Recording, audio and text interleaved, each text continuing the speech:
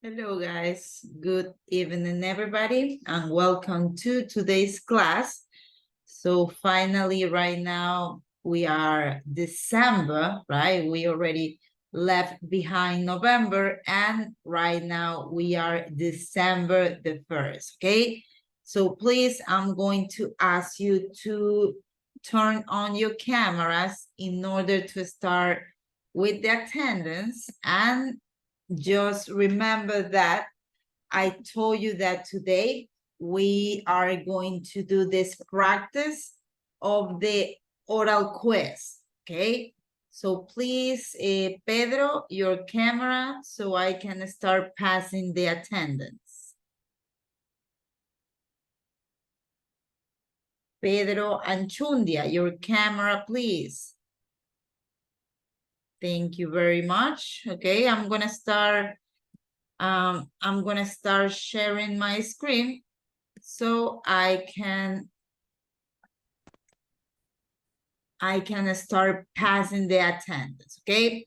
So just a friendly reminder that we are on day number 2 of our week number 7 of this level, okay?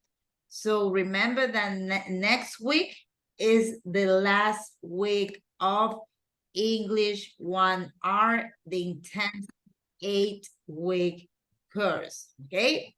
So just remember also that I already told you about the dates, right? I'm going to once again check that in a while. Right now, I'm gonna start passing the attendance, okay?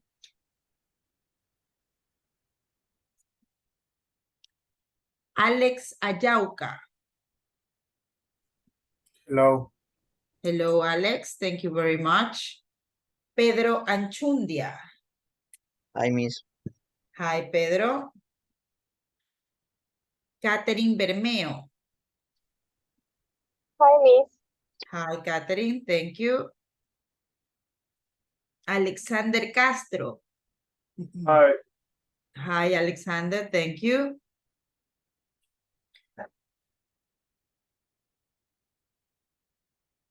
Juan Carlos Cordero. Hello, Miss Andrea. Hello, Juan Carlos. Thank you. Erika del Valle.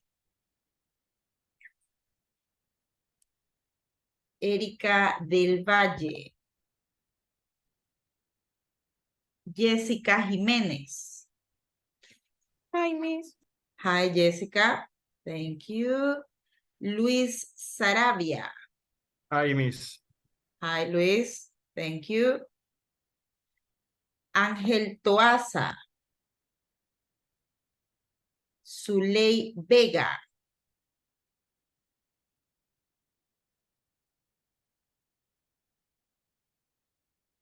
Zuley. Can you hear me, Zuley? Hi, Miss. Hi. Okay, thank you, Zuley. Okay, guys. Now, remember that yesterday I already mentioned this, but I think that is appropriate to once again mentioning this, okay? So once again, if you go right here, just below the video class, you will find the PDF with the dates and the schedules, okay? Just please remember this.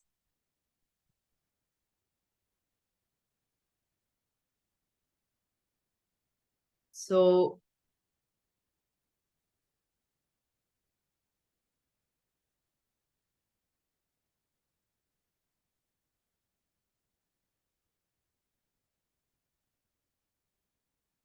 okay, next Friday, it's the written exam. And next Thursday, we will have the oral quiz, okay? On Thursday, oral quiz, and on Friday, the written quiz. So the first activity that today we are going to work on is this. a practice for the oral quiz. These are the three possible topics that I can ask you about during the oral quiz. I can either ask you to introduce yourself. I can either ask you, what did you have for breakfast? Or I can ask you to talk about your family, okay? Remember that right now we are going to practice this, okay? Ahorita vamos a practicar eso, y esto, it's going to be part of the project grading category as well. So this is something that we are going to develop right now. Practice for oral quiz, December the 1st, and these categories are basically the ones from the rubric, this one right here. Each of these areas of evaluation are the same ones that you are going to find right here, okay? So how this is going to work, listen carefully. I'm going to choose one of your names randomly from this wheel. As you can see right here, I have all of your names. I have Alexander Castro, Catherine Bermeo, Pedro Anchundia, Alexa Yauca, Zuley Vega, Luis Fernando Sarabia, Jessica Jimenez, Erika del Valle, y Juan Carlos Cordero. I'm going to spin the wheel, and the name that basically it's chosen randomly is the one that is going to go first, and so on. I'm going to keep doing the same dynamic until we're done with all of the students. So let's say that I go and I spin the wheel and I got Alexander Castro. So I will go with Alexander Castro and I will ask any of these three questions, okay? I can either ask Alexander, please, Alexander, introduce yourself. Or I can either say, Alexander, what did you have for breakfast? Or I can say, talk about your family, okay? So that is the activity that right now we are going to develop. So give me a minute.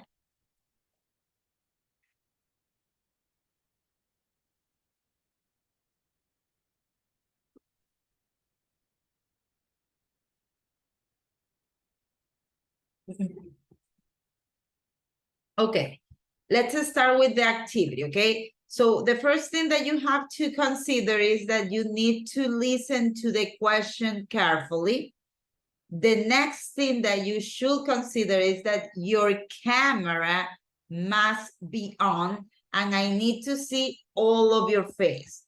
Another thing that you should consider, this is only a practice, so don't be stressed, okay? Be easy, be relaxed, okay? Es una práctica, no es el examen, y aún sea así el examen, no tienen por qué estar nerviosos, okay? So that is the first thing that you need to know. Now, I'm going to spin the wheel.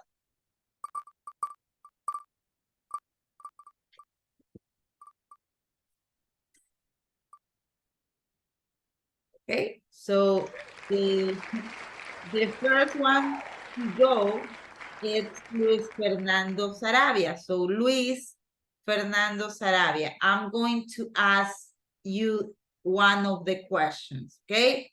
So please listen carefully. Luis Fernando, are you there?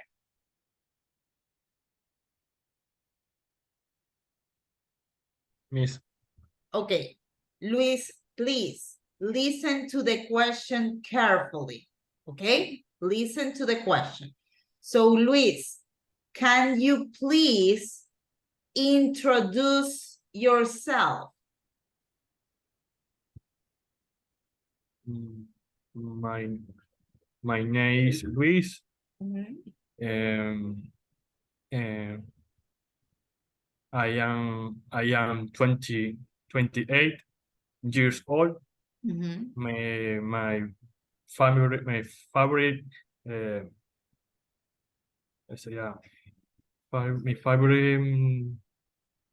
is ¿cómo es? Seafood. Okay, your favorite food is seafood. Seafood. Okay. Seafood, ¿verdad? Ajá. My favorite is seafood. ¿Qué más? ¿Qué más? De mi family, ¿verdad? I don't know. It's basically how you will introduce yourself. Listen to me. If you will ask me to introduce myself, I will go with, my name is Andrea Rodriguez. I'm 33 years old. I'm a teacher. I live in Ciudad Celeste. I like to play soccer. I like to watch movies. Okay, that will be me describing myself. So continue. My name is Luis Sarabia. I am a student medical. My favorite food is seafood. I am 28 years old. I am lead at Guayaquil. Can you please repeat the last part? ¿Puedes repetir la última parte? I am lead at Guayaquil. Ah, you live in Guayaquil. Okay. Okay. Thank you very much, Luis Fernando. So remember that this is a practice. So I'm going to give you my feedback. Allow me a minute. Sí, está más o menos, ¿verdad? Yes. Correct.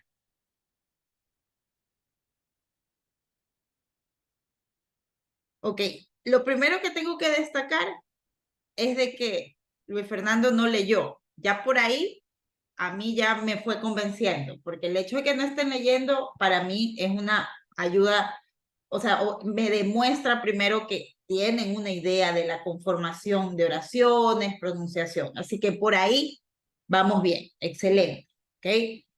Hay algunas cosas que podrías haberlo hecho mejor.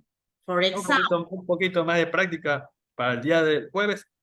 correct, correct. I agree with you. For example, there are tiny things. It's favorite. That is the pronunciation. Favorite. Favorite, correct. Okay.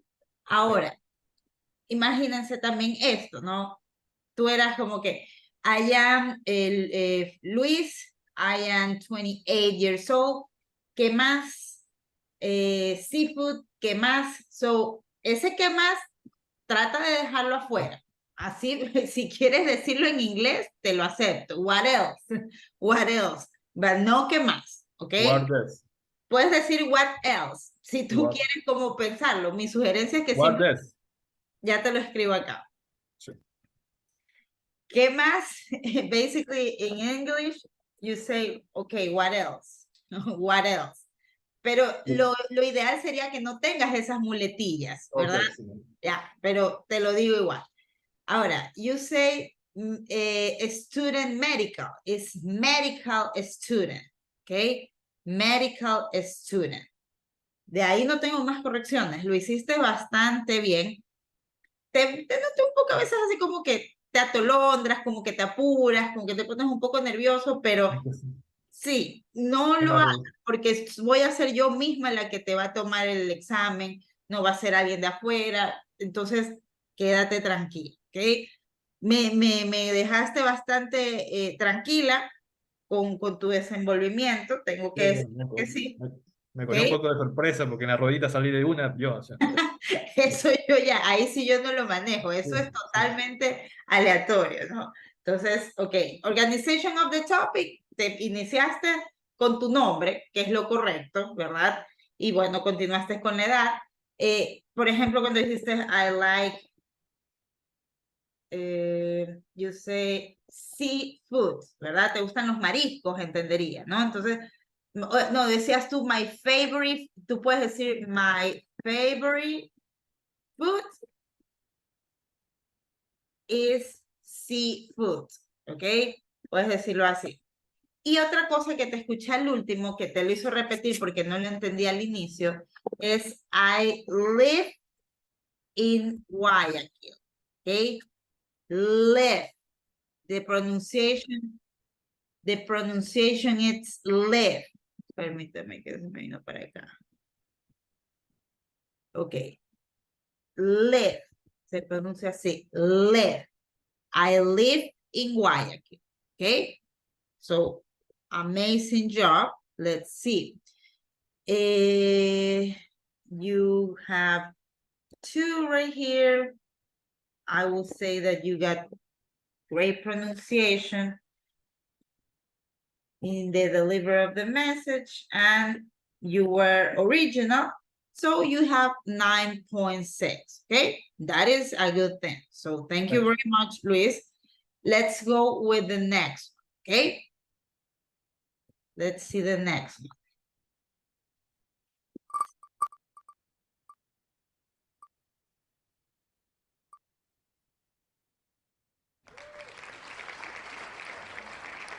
I think that Erica just joined the session.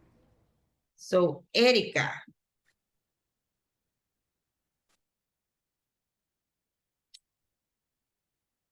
Erica. Okay, Erica. So as you can see, it's your turn, okay?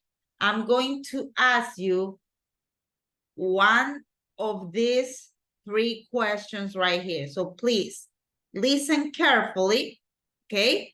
And then you are going to give me your answer. Are you there, Erica? Yes? Okay, so Erica, please introduce yourself.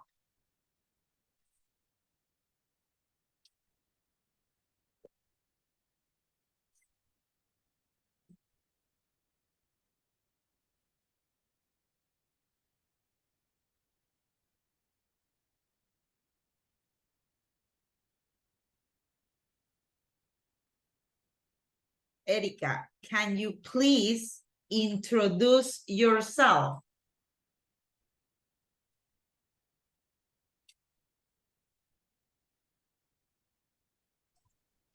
No lo entiendo. Okay, remember, you can ask to Miss. Can you repeat the question, right? You can go with this.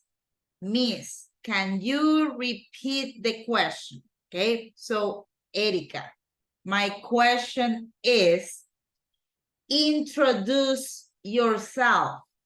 If it will be my turn to introduce myself, I will go like this. I'm Andrea Rodriguez. I'm 33 years old. I'm a teacher. I live in Guayaquil. My house is in Ciudad Celeste.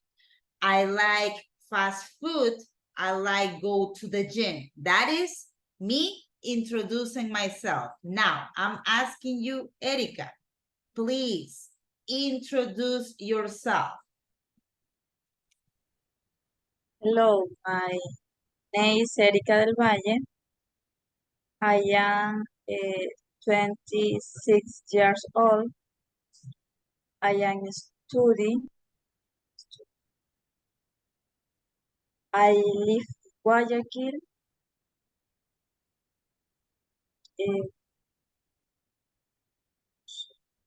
I like watch TV.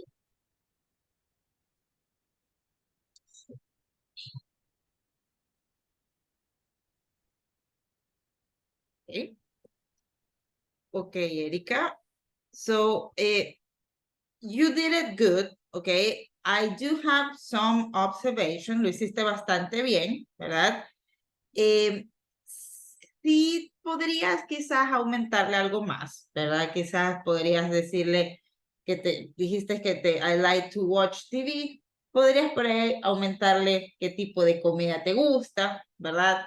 Me dijiste que eres estudiante, I'm a student, pero podrías ser más concreta. ¿De qué facultad eres o qué carrera eres, Erika? Contabilidad y auditoría. Contabilidad, ok. Podrías decirlo, ¿no? Si tú así quisieras, porque creo que las siglas son CPA, ¿verdad?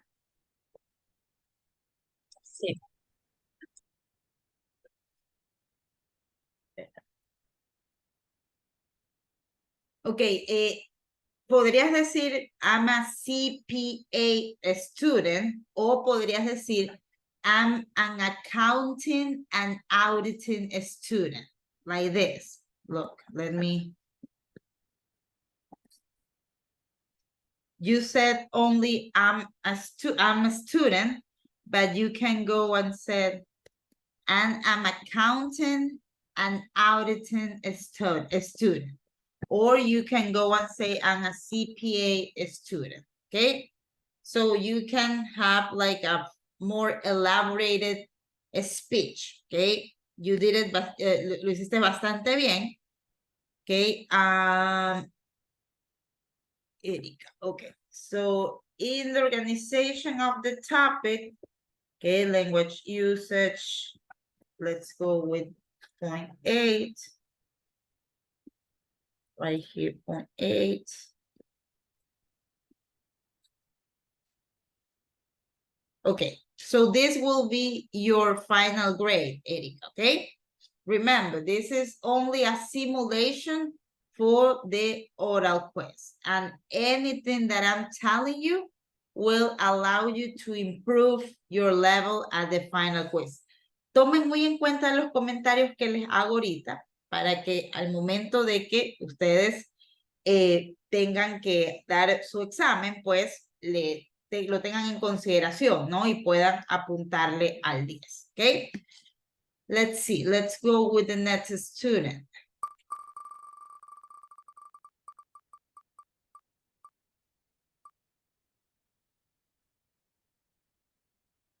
Okay.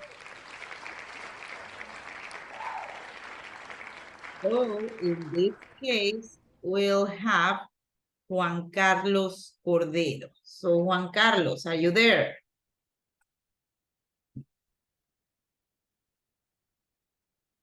Hello. Hello, Juan Carlos. Okay. Okay. Okay, so I'm going to ask the question right now, okay? So please listen carefully. Please, Juan Carlos, talk about your family.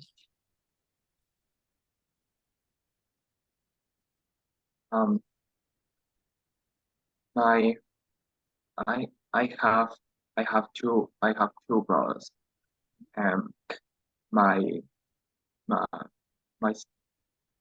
My second brothers studies engineer in the sport. And he's 20 years old. My third brother is 12 years old and study in the school. My mother works in a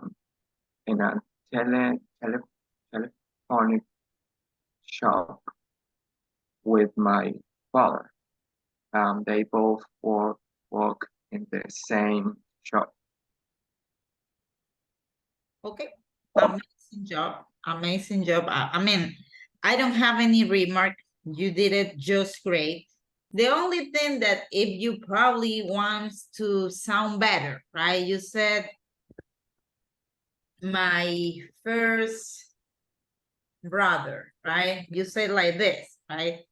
No está mal, pero si quieres sonar aún más nativo, te consulto algo. ¿This first brother es mayor o menor a ti?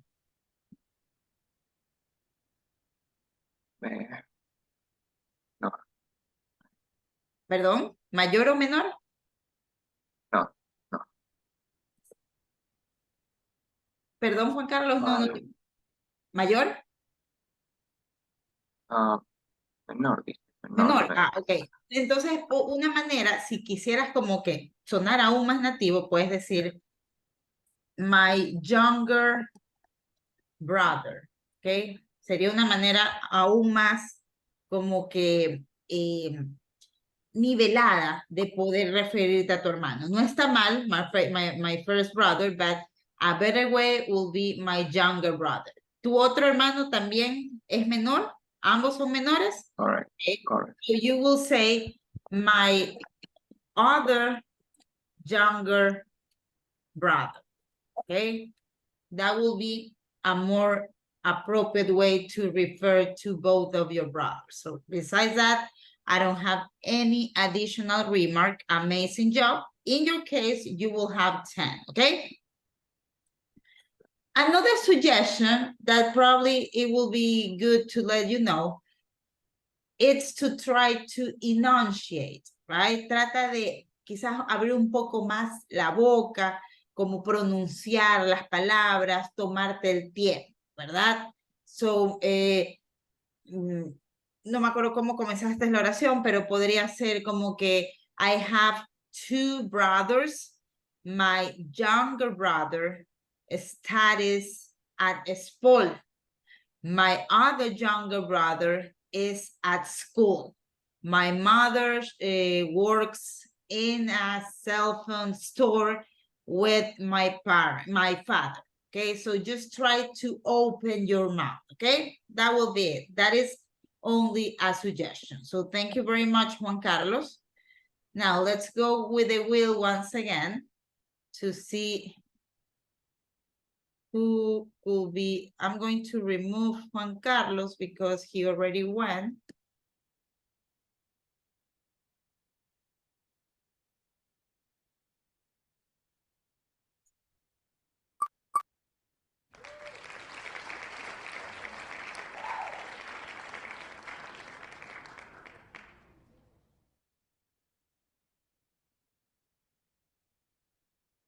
Okay, I'm going to remove Luis, and also I'm going to remove Erika.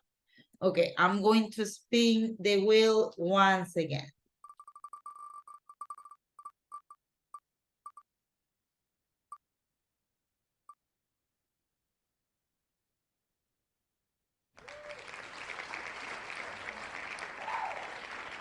Okay, so right now it will be Alex Ayauca's turn. Okay, so Alex, are you there?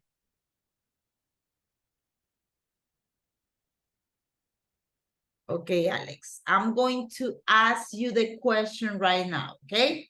So please listen carefully, and if you want me to repeat the question, just let me know, okay? So Alex, please talk about your family.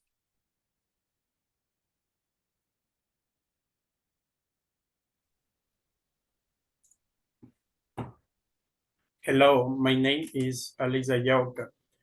My father's name is Mario Ayauca.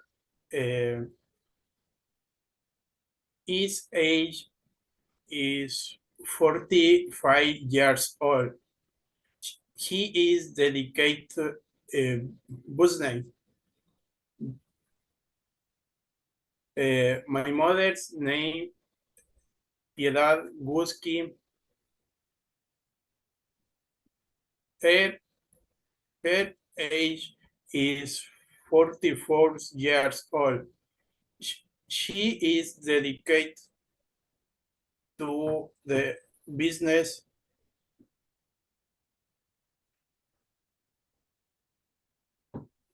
My brother's name is Joffrey Ayauca. Is 28 years old.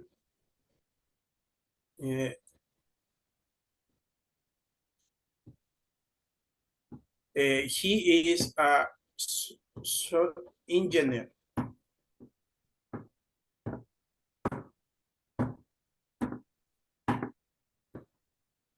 Okay. Okay, Alex. I don't know, no sé si ustedes, por ejemplo, si Jessica, Pedro, Juan Carlos, se dieron cuenta, pero por lo menos yo me di cuenta que Alex estaba leyendo, ¿ya? Porque hay palabras como palabras que business, que es una palabra que no la estamos manejando, ¿verdad? Entonces, mi sugerencia, Alex, tienes una buena pronunciación, entonces, mira cómo lo describió Juan Carlos a su familia. Mantenerte en lo básico, ¿verdad? Una cosa que noté que te podría sugerir es de que cuando tú estabas diciendo la edad de tu papá y de tu mamá, tú decías, his age is, su edad es, her age is. Esto es prácticamente, a mí me denota una traducción de español a inglés. Cuando tú fácilmente, en lugar de decir his age is, puedes decir my father is, me invento, no recuerdo la edad, 50 years old. My mother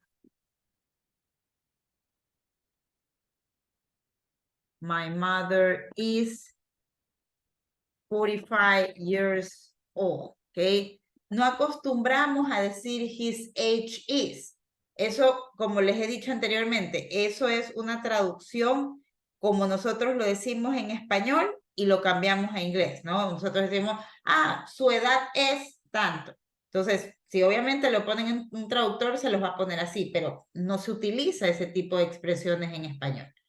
Por el contrario, estaría adecuado que yo diga, my father is 50 years old. My mother is 45 years old.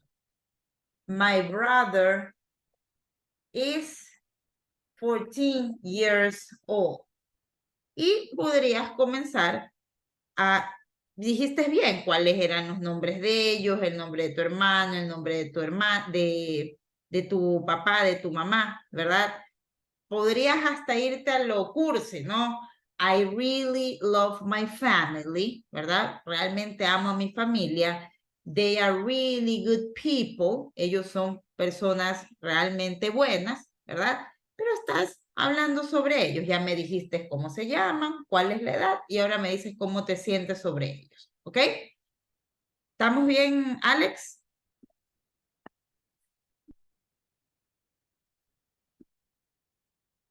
¿Estás por ahí, Alex? ¿Me Sí, pudiste teacher, escuchar? sí, Ok. sí le oí lo que dijo. Ok.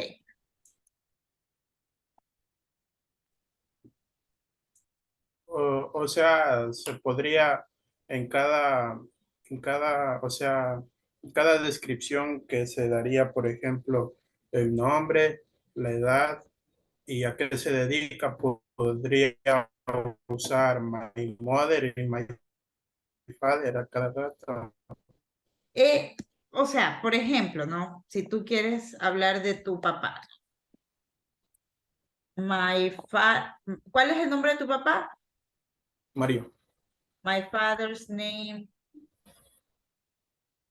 is Mario Ayauca. Y mira aquí. He, como tú dices, otra vez tengo que utilizar a mi papá. Entonces, ya ahí podrías decir he, ¿verdad? He is, ¿cuántos años tiene? 45, 46 por ahí. He is 46 years old and he is, bueno, ahí podría ser lo que tú dices, o sea, es una expresión un poco más compleja, pero aquí businessman, un hombre de negocios. ¿Cómo pronuncias esto? Business. He's a businessman. Entonces, tienes. My father's name is Mario Ayauca. He is 46 years old and he is a businessman. My mother's name is, ¿cuál es el nombre de tu mamá? Piedad Gusca. Perdón, Piedad Gusca. Piedad. My mother's name is Piedad Gusky. ¿Cuántos años tiene? 44. She is 44 years old. ¿Y ella qué hace? También se dedica al negocio. Yeah, and she is a business woman. ¿Verdad? business. ¿Y hablaste de un hermano también? Sí. Okay. My brother's name is, ¿cuál es el nombre? Joffrey, John. Joffrey. Joffrey. My brother's name is Joffrey Ayauca. He is, ¿cuántos años tiene? 27. He's 27 years old. And, ¿qué hace él? Él es graduado de ingeniero o zootecnista, aún no consigue trabajo. Ok, pero es un ingeniero. Sí. He is an engineer. Ok. Entonces, y ya ahí, ya tú ya describiste a todos ellos, ¿verdad? Aquí, como les digo, si quieren se pueden poner hasta cursis y decir, I really love my family. They are great. I live with my mother, my brother, and my father. ¿Verdad? Entonces, decirlo de esa manera, ¿ok? Porque como te digo, el texto que tú me estabas diciendo, lo noto que lo has puesto en un traductor y lo has traducido, porque se nota mucho el contexto en español que se traduce en inglés. Entonces, eso no es lo que yo les he estado pidiendo, ¿verdad? Aquí me...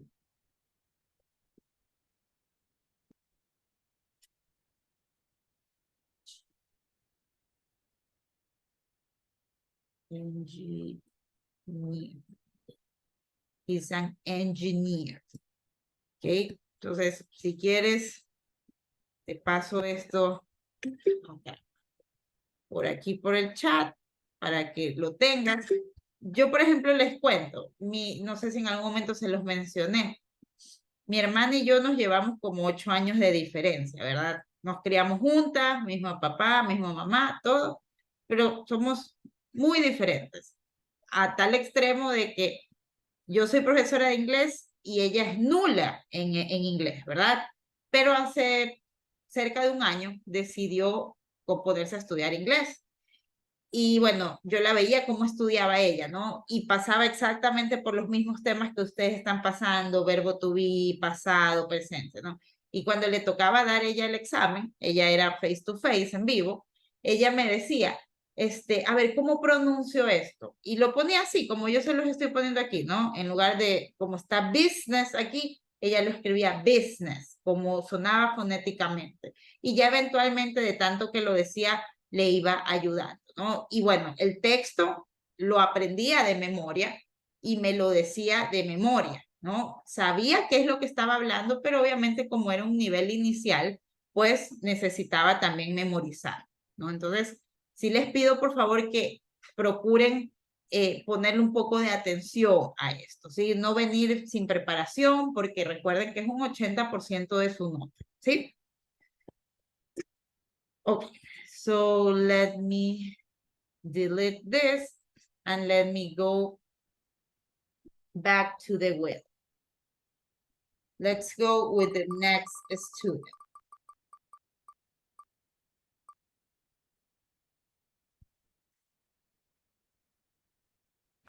Okay. So the next one is Pedro Anchundia. Okay. Pedro, please introduce yourself.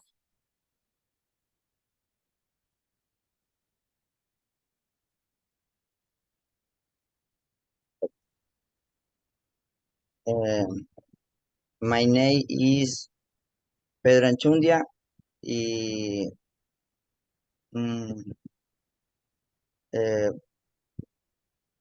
in work my favorite corporation if Life Guayaquil be my work. I am a student in Universidad Católica Santiago Guayaquil and marketing car. I like to play soccer room before practice boxing. I want to learning English. Very difficult for me. Thank you. Okay, Pedro, how old are you? 53. 33. 53. 53. 33. 33. 33. Yes. Okay. We're in the same age. So tú eres de 1990 also, right? Yes. Okay. Ok. Te escuché algo que me parece que trabajas en la corporación La Favorita. Sí. Ya. Eso de ahí, cuando tenemos, tú dijiste, mira, y ahí te estás contradiciendo, porque tú dijiste, I'm a student of marketing en la Universidad Católica Santiago de Guayaquil. Lo estás diciendo en español. Lo mismo tiene que pasar con Corporación Favorita. No cambias el nombre, ese es el nombre de ellos. Entonces, I work at Corporación Favorita, ¿ok? Because that's the name. Sí, eso es una sugerencia. Hay veces que por querer hacer mejores las cosas, traducimos todo, ¿no? Pero no, el nombre de tu empresa se queda como tal. Entonces sería I work at Corporación La Favorita. ¿Qué haces ahí, Pedro, tú? ¿Cuál es tu rol? Actualmente soy asesor de ventas en un formato llamado Titán. Ok, entonces, por ejemplo, podrías decir algo así. I work at Corporación La Favorita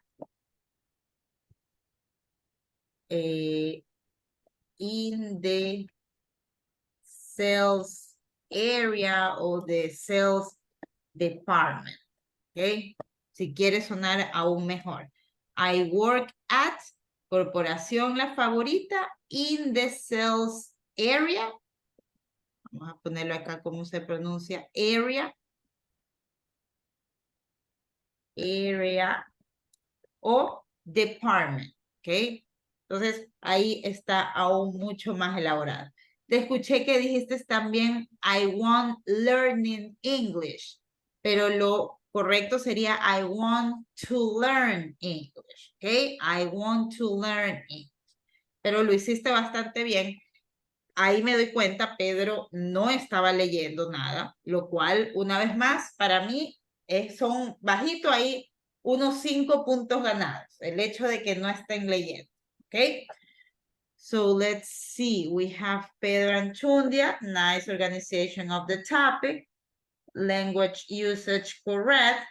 I'm going to give you 1.9 right here so you can improve your skills, delivery of the message, and originality. So, 2, 2, 2, 1.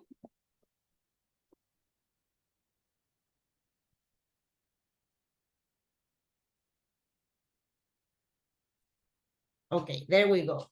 You have 9.9, almost a 10. Okay, so amazing job, Pedro. So I'm trusting on you that for the final quiz, you will get the 10. Okay, just try to practice even more. Okay, amazing job. Let's go to the next one.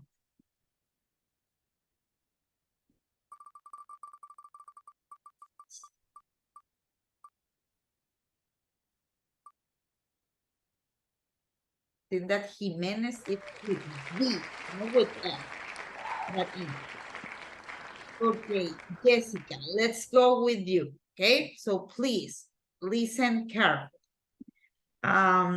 Jessica, can you please talk about your family? My mother is Lucia Alvarez. She is 43. I is a Audrey. My sister is Cindy Jimenez. She is 23. She years old. is nursing. My brother is Luis Cedeño. She's 15 years old. I am a student. Okay. Okay, Jessica. You did good. I do have some things that I want to tell. Okay, a ver. No te entendí muy bien cuando estabas hablando de tu mamá. She is a house. ¿A qué te referías con esa palabra? Porque te escuché que dijiste el nombre de tu mamá y como que a qué se dedica. She is a house.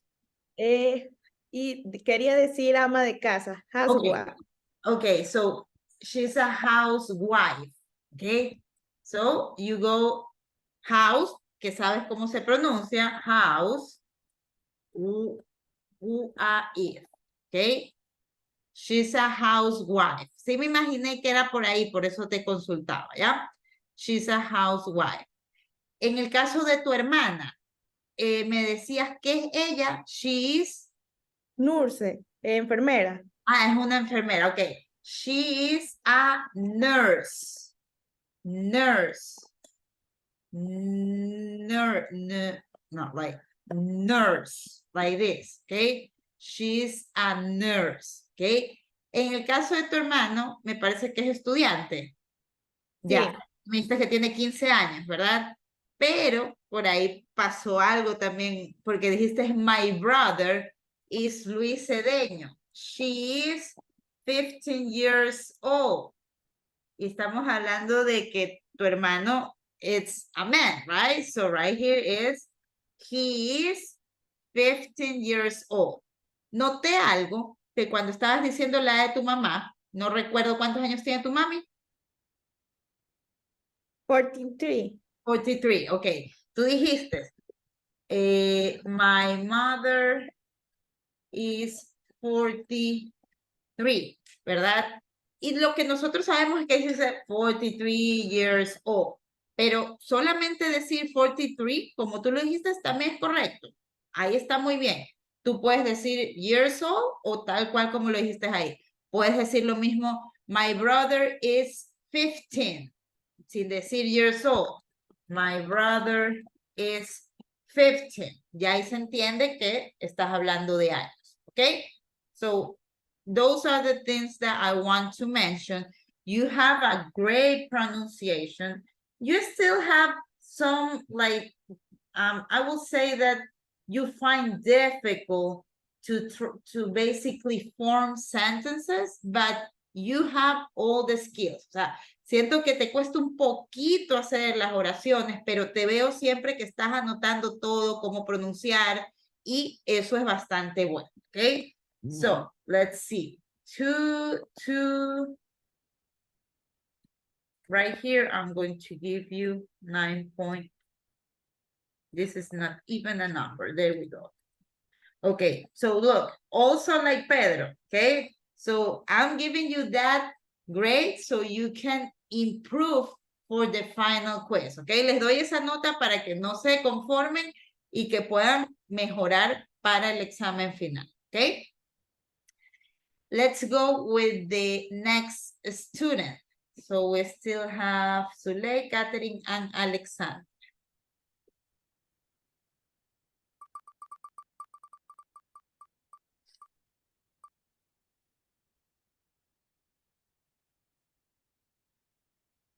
Okay, we have Catherine. Okay, Catherine, so listen carefully, okay? Catherine, please tell me what did you have for breakfast?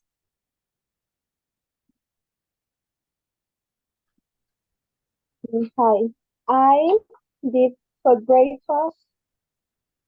I ate a sandwich and a cup of coffee, and also I ate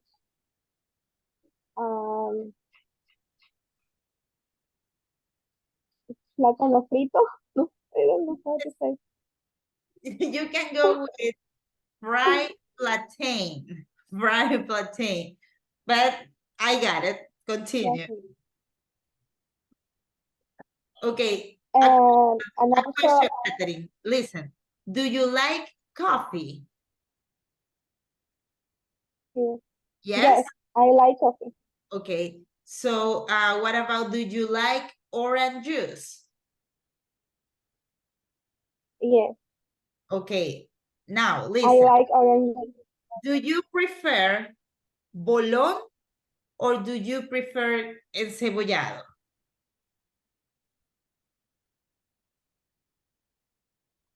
I prefer encebollado. You prefer encebollado? Okay. I Now, prefer encebollado. another question. Encebollado, do you eat it with chifles or with bread?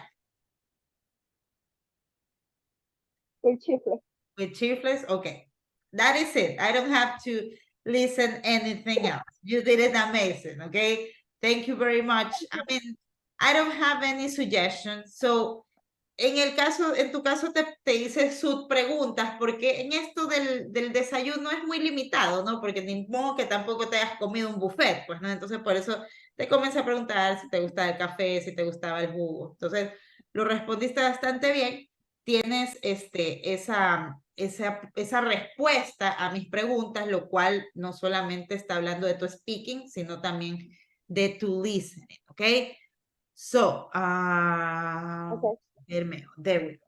So, you have 10, okay? No te confíes igual para el examen, no es por hacerte asustar, pero me refiero a que el próximo jueves vengas preparada, revises las preguntas, la pronunciación. Una cosa que noté es que al inicio dijiste I eat, ¿verdad? Pero solita lo cambiaste y te fuiste con I ate. Te fuiste al pasado, ¿ok? So, nice catch. Thank you very much, Catherine. Now, we have still 2 students left. Let's see who's the next one.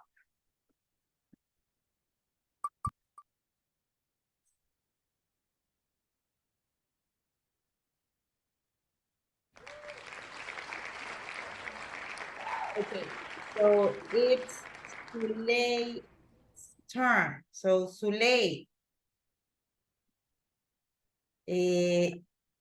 listen carefully, okay? Please, Sulei, introduce yourself. Hello, my name is Sulei Vega. I am 25 years old. I live in Macará. And now I am a student, nurse, and in my free time I like to go. I like to go the gym. Okay, amazing. Let me give you my feedback, okay? My free time. Okay, nice work, Sulei. Thank you very much. That was a really nice oral quiz. I mean, the only, let's say, suggestion that I have, la única sugerencia es esto. Hay algo que ustedes básico, no solo me refiero a Sulei, a todos, ¿no? Tenemos que saber cuál es nuestra profesión, porque siempre nos va a tocar, si están aprendiendo inglés, decirlo en inglés, ¿verdad? Si están dentro del ámbito de los abogados, a law student, ¿verdad? Si hay algún abogado aquí, que creo que no hay, pero sí me ha tocado estudiantes, I'm a law student, ¿verdad? En el caso de Sulei, I'm a nurse student. En el caso de, ¿quién estaba en CPA? Me parece que era Erika, ¿verdad? Erika, tú estabas en CPA. Sí. Puedes mantenerlo más corto y decir, I'm an accounting student, ¿verdad? Pueden simplemente decir I'm a student, pero es como que muy amplio, ¿no? Entonces ahí como que si quieren ser más específicos se van primero se dice la disciplina, el área, y después va el noun, la palabra student. So, I'm an administration student, I'm a marketing student, I'm a nurse student, okay? And the other thing, Zuley, it's this one right here. Me parece que lo dijiste bien, pero igual te lo pongo aquí para que veas cómo es la estructura. In my free time, I like to go to the gym. That is it, okay? You did really good. So let's see. Okay, I'm going to give you also the 10. I don't want that you go like really and you just come right here to this, que vengas acá al examen el próximo jueves confiada. Revisa igual el material, okay? Lo hiciste bastante bien. So thank you very much, Zuley. And let's continue with the last student that in this case will be Alexander Castro. So Alexander, please listen carefully, hear me out, okay? So Alexander, can you please talk about your family? Hello. My mother is 60 years old. She works in Jambal director.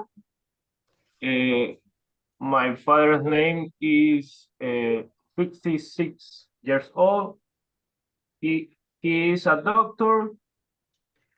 And my brother names is Oscar. He is 25 years old. He's a study medical student in Universidad Católica. Ok. Ok, bastante bien también, Alexander. La última parte de esta, tú me dijiste, he is studying medical student en la UCSG, ¿verdad? En este caso, estás como diciendo, siendo muy obvio, porque estás diciendo he's studying medical student. Aquí tienes dos opciones, o decir he is a medical student, ¿verdad? Está siendo muy redundante, es la expresión que quería decir. O he is studying medicine, ¿ok? So he is a medical student, porque ahí yo estoy diciendo, que, o sea, que él es un estudiante de medicina, pero acá estoy diciendo qué es lo que estudia, ¿right? Aplica en cualquiera de los casos de sus profesiones, ¿no? Por ejemplo, pueden decir, she am a nurse student, o pueden decir, I'm studying nursing, ¿ok? Entonces, esas son las diferencias. Cualquiera de las dos maneras está bien. But besides that, really good job, Alexander. That is it. I don't think I do have any more remarks, okay? So you have 10 as well, okay? La misma recomendación, absolutamente todos.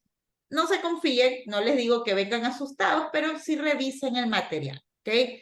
La verdad que estoy bastante satisfecha con el resultado que todos han obtenido. Me parece que han mejorado y sí, siempre me gusta, quisiera traer a esta alumna de la que siempre me refiero. Hay una estudiante que ella inició conmigo en estos cursos hace 3 cortes. Ella pasó conmigo corte 1, corte 2 y corte 3. Es una ya señora, diría yo, ¿no? Bien respetuosa, muy metódica. Ella ya no estudia en la universidad, hizo una maestría, se enteró de la Academia de Idiomas y se metió acá, ¿no? Ustedes saben que a medida que uno se vuelve más viejo, es más difícil aprender todo, ¿no? Y un idioma es mucho más complicado. Pero la evolución de esa señora, ustedes no tienen idea cómo ha sido, ¿no? Y es porque ella ha tomado estas sugerencias de no solamente venir a las clases de inglés, sino que se ha sumergido en inglés. Ella, yo tengo clases con ella sábado y domingo. Daba la casualidad que a veces me escribía el miércoles y me decía, Andrea, es que tengo una duda, ¿me puedes ayudar con algo? Y era una pregunta random, así, pero de lo más random, pero de inglés, porque quería saber la explicación de eso, ¿no? Entonces yo ahí me doy cuenta cómo ella me dijo que había iniciado los cursos de inglés porque ella trabaja en algo es programadora, ¿no? Y le han costado muchas oportunidades laborales el que no tenga un nivel de inglés, ¿no? Y cómo ella inició en donde tenía un nivel 0 de inglés, a donde ahorita ella maneja muy bien. Estamos hablando que han pasado tan solo ni un año. Entonces, a eso voy. No es que yo cuando les hablo y les digo como loca que practiquen en Alticia, que se sumerjan en inglés, algo que quizás me van a decir, ya la Miss se rayó, está loca. Algo que a mí durante toda la vida me ha servido mucho para poder desarrollar mi speaking, es de que yo pienso en inglés. Hasta insulto en inglés, por así decírselo, ¿no? Todo el tiempo en mi cabeza, esa vocecita que solemos tener, yo pienso en inglés. Porque es verdad, no siempre tenemos la oportunidad de practicarlo. Entonces, una sugerencia, piensen en inglés. Lo que estén, no sé, si ven a alguien, alguna persona en la calle, traten de comenzar a describir a esa persona en su cabeza, ¿no? Entonces, son cosillas que no es que aplican eso hoy y ya mañana son C1 en inglés, no, pero sí les va a ayudar, ¿no? Ya ahorita nosotros estamos por terminar esto, a la final el próximo curso nos toca juntos, a la final no, pero quédense con esto que les estoy diciendo, porque no es que a mí me han contado, yo he palpado y sobre todo con ustedes que son un curso tan pequeño, sé el nivel de cada uno, sé qué es lo que hacen, sé qué es lo que no, sé que por ejemplo Katherine todos los días está siempre con ropa de trabajo, viene de su trabajo, a veces está que se está quedando dormida y yo a mí realmente no es algo que me moleste porque entiendo que está comprometida con esto, ¿no? Entonces, todo me fijo, que me hago la loca es diferente, ¿no? Somos un curso bastante homogéneo, que no tengo ninguna queja de ustedes, espero que ustedes tampoco tengan ninguna queja de mí, pero entiendo que, y les doy este consejo y procuren tomar, ¿no? El inglés, por lo menos para mí, me ha representado casi que toda mi carrera, ¿no? El inglés me ha dado muchísimo y por eso se los puedo decir a ustedes que procuren aprenderlo, ¿no? No solamente en mis clases, sino fuera de ellas, ¿ok? So, let's continue with this. Estoy bastante agradecida por sus notas acá. Estoy segura que nos va a ir bien en el examen oral. Y antes de que nosotros hagamos el examen escrito, el próximo jueves nosotros vamos a tener el examen oral primero y luego tenemos clases. En esas clases yo les voy a enseñar, por así decirles, una estructura similar a cómo se van a encontrar el examen ustedes, para que sepan a qué atenerse, por así decirlo, ¿no? Y que ya sepan más o menos qué tipo de preguntas van a tener, ¿ok? Now, let's go back to the English part, okay? And right now, let's continue because yesterday we were on unit 10B. I think that was the unit that we were currently on. Yes, this one right here, right? And I told you that basically we were just checking, like in a really brief way, the use of past tense. I told you that right now, yesterday, basically we covered this really briefly, but right now we are going to refresh this content, okay? Now, remember that we have many tenses. Tenses igual a tiempos verbales, okay? Tense, tiempo verbal. So we have, these are the three basic tense. Tenemos tres tiempos básicos de los cuales se va a desprender otros tiempos, pero nosotros ahorita vamos a estar centrados en esto. We already checked the present tense, and right now, we are about to cover the past tense. Otra cosa que quiero que tengan claro es que cuando hablamos de verbos, yo siempre se los he mencionado que los verbos se los debe considerar en dos categorías. En una categoría, el verbo to be, y en otra categoría, los verbos que implican una acción. Los verbos como play, dance, drink, todos esos verbos que implican I play, you dance, he speaks, todos esos que hay como una acción son un grupo de verbos. Nosotros ahorita estamos en el verb to be, ¿ok? So, this is the structure that we are about to double check. Remember that el verbo original, verbo to be, ¿verdad? Cuando hablamos verb to be, el original, en su forma original, es el que comienza I am, you are, he is, she is, ¿verdad? Esto aquí es el verbo to be. Am, are, he, she is, it is, we are, and they are, ¿verdad? Esta palabrita de aquí es el que califica como verbo to be. Y una vez más lo voy a mencionar, se lo utiliza para hablar de nationalities, nacionalidades, para decir ages, para hablar de tu edad, de feelings, cómo te sientes, de estados, ¿ok? O sea, estados como que sentimentales también, cómo te encuentras, ¿verdad? For example, I am happy. Estoy utilizando el verbo to be porque estoy describiendo cómo me siento, ¿ok? You are Peruvian. Tú eres peruano. Estoy hablando de nacionalidad, ¿verdad? He is upset. Él está molesto, ¿verdad? Estoy hablando de una emoción. She is 20 years old, ¿verdad? Estoy hablando de la edad también. Yo utilizo verbo to be para hablar de la edad, ¿no? It is cold. It is cold. No, por lo general, cuando yo utilizo el it y digo cold, me estoy refiriendo al clima, ¿verdad? El clima es una cosa, entonces estoy diciendo it is cold, está frío.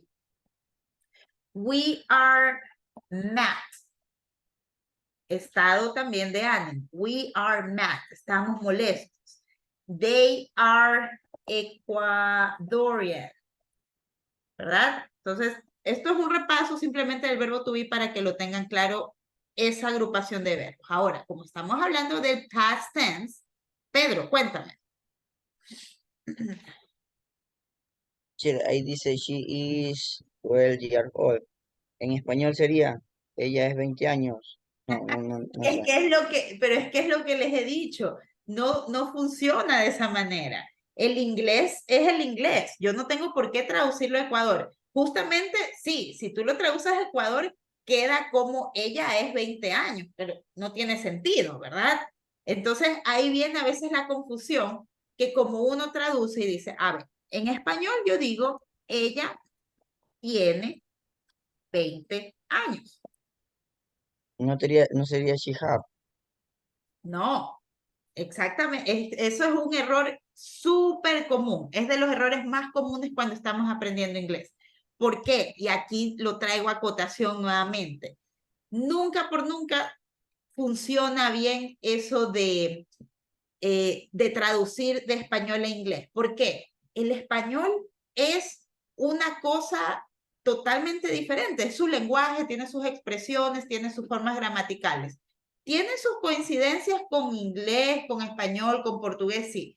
Pero si nos los ponemos a traducir textualmente, van a pasar cosas como esta. Porque es como dice Pedro, ¿no? No sería she has 20 years old.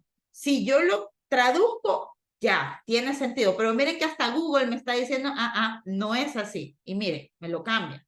Porque el verbo to be, que es am, are, is ese verbo que a mí me sirve para decir cuántos años tengo o cuántos años tiene ella. Ejemplo, una vez más, I am 33 years old. Ahí yo estoy diciendo yo tengo 33 años. En lo que si ustedes lo traducen en español, obviamente diría yo soy 33 años. Y no tiene sentido, ¿verdad? Entonces ahí es donde entra el verbo to be. He is 12 years old.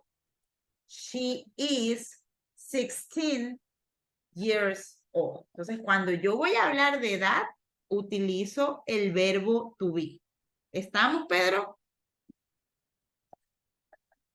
Sí. Ok. Yes. Ok, a ver.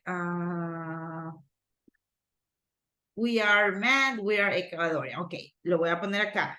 Verbo to be. For age, for nationalities, for feelings. Ok. Entonces, si yo hablo de age, voy a tener que utilizar el verbo to be. Si yo hablo de dónde soy, nationalities, también tengo que utilizar el verbo to be. Si hablo de feelings, utilizo el verbo to be. Todo esto está en presente, pero de acuerdo al tiempo verbal, ahorita nos toca pasado. So we are going to leave the present aside and let's focus on the past tense. As you can see right here, we use simple past o past tense. Simple past y past tense es lo mismo. To talk about completed events, something in the past, okay? So take a look about these examples. Marta was upset. Yo no estoy diciendo Marta is upset, porque en ese caso es algo que no ha sido completado, el evento todavía está pasando, ¿no? En este momento, mírala, Marta está brava, algo le pasó, el hijo le hizo algo y por eso está como una carota. Pero digamos que ya esa carota que tenía Marta fue ayer, ¿verdad? Entonces ya eso ya es un evento que ha estado completado, que está completo, que ya no se puede hacer nada al respecto. Y yo digo, Marta was upset. You were happy. Si yo digo you are happy, es porque ahorita estás feliz. Pero ya digamos que se te quitó la felicidad, hoy estás amargada, pero ayer es que tú estabas feliz. Entonces yo digo, you were happy. Yesterday, you were happy. Same thing right here. Nick was at home. Si yo digo Nick is at home, me refiero que en este momento Nick está en la casa, está viendo Netflix, míralo, está ahí, se quedó dormido. Pero eso fue ya no hoy, sino fue ayer. Entonces, ayer pasó eso, and I can say, Nick was at home.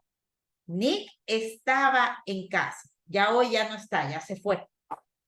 Bob and Anna, this is the equivalent of they, were together. Entonces, mírenlo a Bob y a Ana. Ahorita están juntos, se están llevando bien, están felices. Pero mira, se pelearon. Ya eso fue pasado, ya no se llevan. Entonces, eso fue ayer.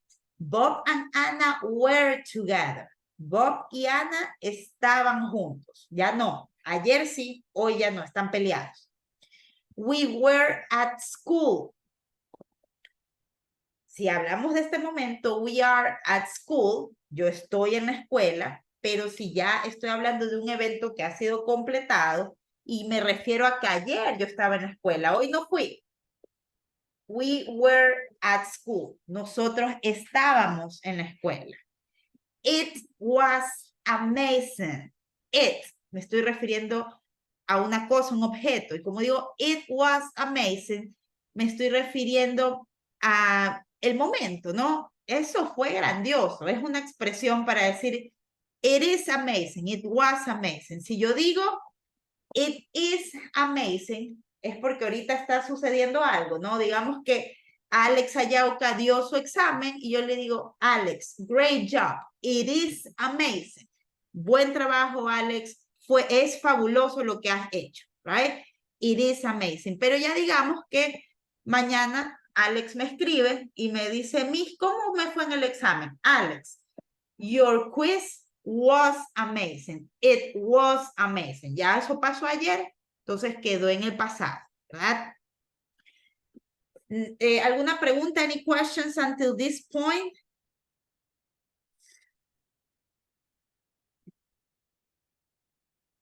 Okay. Give me a second. Okay. Now, let's go with the negative structure, okay? So, right here you see, subject, verb to be, either was or were, and complement. Whenever we want to do this in the negative way, we only going to add not, okay? So, we have Marta was not, or we can go with the contraction, wasn't upset, right? Marta was not upset. Marta no estaba molesta. Mírala, estaba feliz, no estaba molesta. Es algo que estamos hablando en el pasado. You were not or weren't happy. Nick was not or wasn't at home. And Bob and Anna were not or weren't together. ¿Okay? Es el mismo ejemplo, simplemente le he agregado la conjugación not o lo estoy haciendo en contraction. ¿Okay? Now, you can also form questions. In this case, you will start with the verb to be. Was Martha upset? ¿Estaba Marta molesta? Were you happy? ¿Tú estabas feliz? Was Nick at home? Nick estaba en casa. Were Bob and Anna together? Estaban Ana y Bob juntos, ¿no?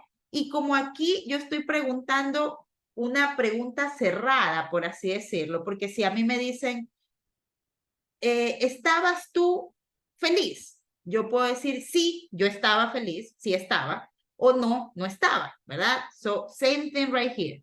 Was Martha upset? Yes, she was. Es decir, sí estaba molesta. Was Martha upset? No, she wasn't. No, no estaba molesta. Were you happy?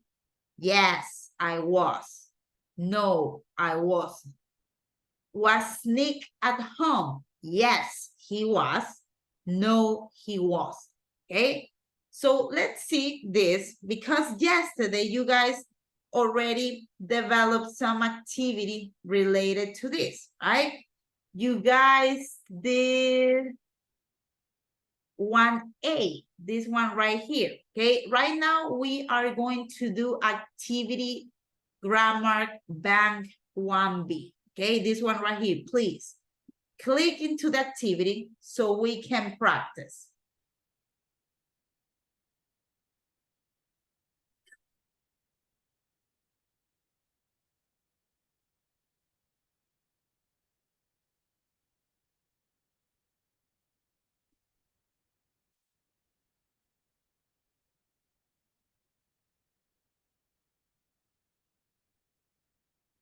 Okay, so the activity that right now we have to develop is this one right here, okay? So you have 1, 2, 3, 4, 5, 6. 1, 2, 3, 4. Okay, so Luis Sarabia, can you please read the instruction? Grammar bank 1B. Complete the conversion with was, wasn't, were, or weren't. Correct. Thank you very much, Luis. So right here, we have these 4 options, right? Either was, wasn't, were, or weren't. So before we go into this, remember, we use was y were in affirmative sentences. Utilizamos was y were en oraciones afirmativas. Y utilizo was dependiendo el sujeto. ¿Ok? Entonces, como lo habíamos puesto aquí, si yo tengo I am, en el caso de am, que es en presente, se reemplaza con was en pasado. He is se reemplaza con was también. She is se reemplaza con was también. En el caso de you, que es you are, aquí sería you were, ¿verdad?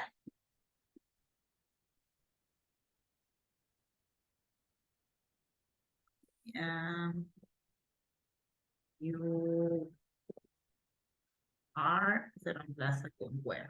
Okay. It is se reemplaza con was. We are se reemplaza con were. Y they are se reemplaza con were. Okay, so depending on the subject, I'm going to use either was or were. And we use wasn't or weren't dependent also on the subject. Okay, so let's see the first gap. Cuando yo digo gap, es esto, espacio, estos espacios. This is a gap, okay? So we have 1 gap, 2 gaps, 3 gaps, 4, 5, 6, 7, 8, 9, 10, 11, 12, 13 gaps, okay? And we have, where were you last night? Fíjense la pronunciación de este where, que está, es una question word, para hacer una pregunta que tiene la connotación de dónde, hablando de qué lugar, y este where de acá es el auxiliar, ¿verdad? El verbo to be, perdón, el verbo to be que tenemos acá, este. Entonces, aquí viene lo bonito del inglés. Este where se pronuncia al igual que este where y también se pronuncia al igual que esta palabra. Esto es de pregunta, ¿dónde? Where. Esto es de el verbo to be en pasado, where. Y esto es el verbo where de usar. Las tres se pronuncian igualito. Where, where. Okay. Now, where were you last night? Okay. And take a look. We have the subject I at work all evening. So if I have I, which one do you think is the correct answer? Was, were, wasn't, or weren't?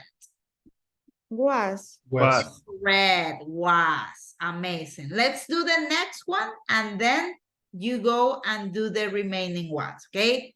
So we have, where were you last night? I'm sorry. En este caso sería was con minúscula porque no estamos iniciando una oración. I was at work all evening. Notice the context. No, you, and right here we have that this is going to be negative. So which one do you think is the correct answer?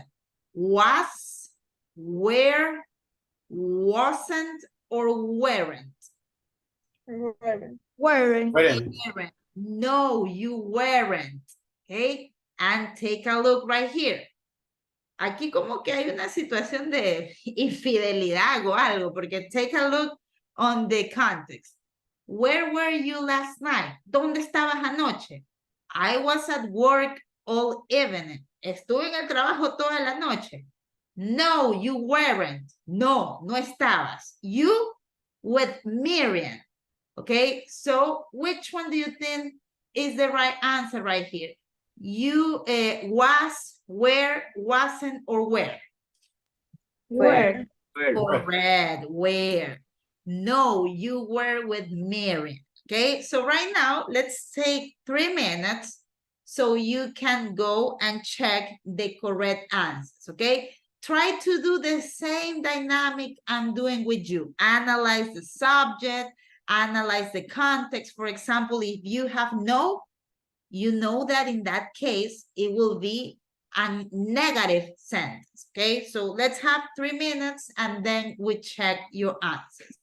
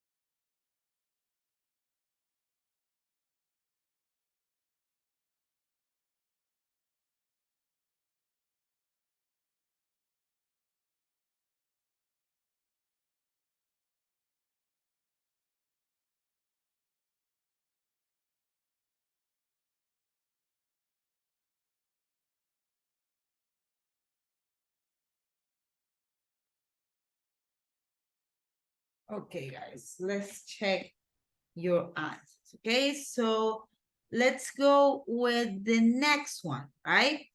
We have no, you weren't, you were with Miriam. So Pedro Anchundia, how would you do letter B? This one right here, the one that I'm highlighting.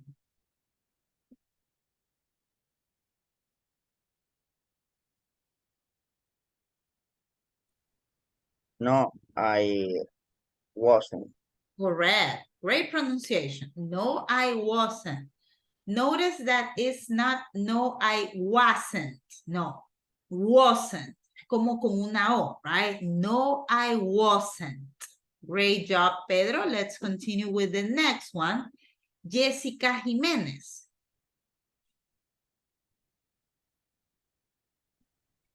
Was Freddie Mercury an actor? Correct. Great catch. Notice something, guys, please. Capital letter, mayúscula, because it's the beginning of a sentence. Was Freddie Mercury an actor? Notice that we use was because Freddie Mercury, it's a he, okay? Great catch, Jessica. Luis Sarabia, please read letter B. Letter B. No, he wasn't. He was a singer king. Correct. Great catch. No, he wasn't. He was a singer with Queen, right? Queen is the band which Freddie Mercury was on, okay? Great catch, Luis. Let's continue with Catherine Bermeo, the next one.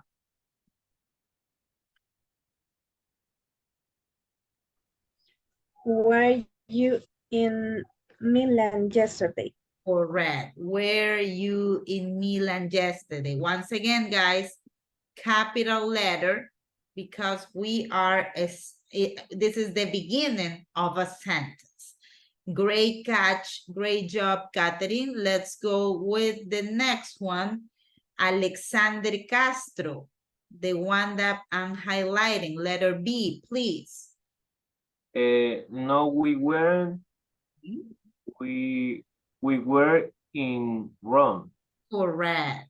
No, we weren't. We were in Rome. Great catch. Good job, Alexander. Let's continue with Juan Carlos Cordero. Letter A, please. Was the book good? Correct. Was the good book. Once again, remember the capital letter, guys. Great job, Juan Carlos. And finally, Alex Ayauca. No, it wasn't. It was very slow. Correct. No, it wasn't. It was very slow. Great catch, guys. So please check the answer so we can move on into the next activity.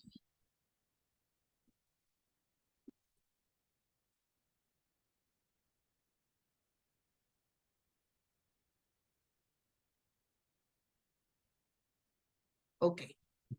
So right here, we have a reading activity, okay? So we are going to click into this activity right here. Read the article, okay? So 2B. This is going to be the article that we are about to watch also in the activity, okay?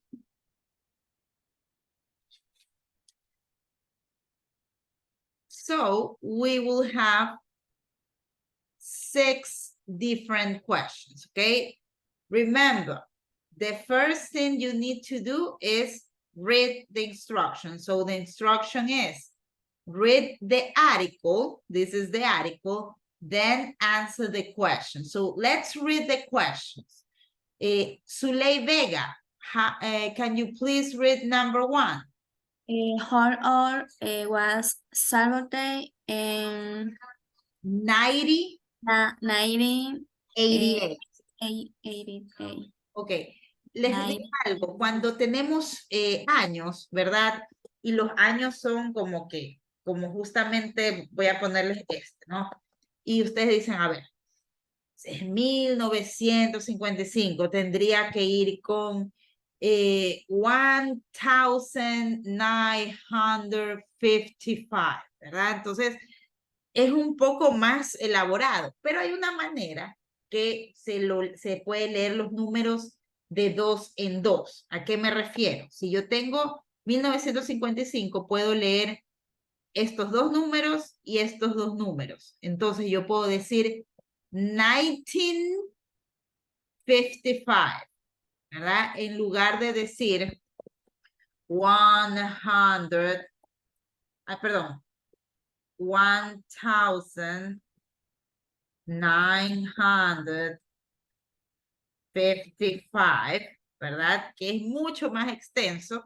Ahí estoy diciendo 1995. Yo puedo optar por elegir y leer los números de 2 en 2. Podría decir 19, ¿verdad? 1955. Miren, la diferencia es mucho más rápido, ¿verdad? 1955. Lo mismo si yo tengo, por ejemplo, esta aquí. Yo diría 1990. Leo 1990. Si tengo 1968. ¿Ok? Entonces yo puedo leerlos de 2 en 2. Si tengo, por ejemplo, en este caso, el año que estamos actualmente, puedo leerlo 2023. ¿Ok? En lugar de decir 2023, no, we go 2023. ¿Ok? Now, let's go with number 2. Jessica Jimenez, can you please read number 2? When was the film the winner of an Oscar? Correct. Thank you very much, Jessica. Pedro, number 3, please. Is Salvatore an actor now? Okay, thank you very much, Pedro. Let's continue with Luis Sarabia, number 4. What does the name of a restaurant mean? Correct. Restaurant, right? We don't say restaurant. Great catch, Luis. Thank you very much. Erika del Valle, number 5, please.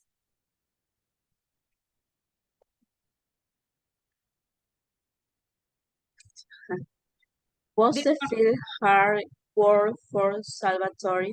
Correct. Thank you very much, Erika. And finally, Catherine Bermeo, number 6. What does Salvatore say the film is about?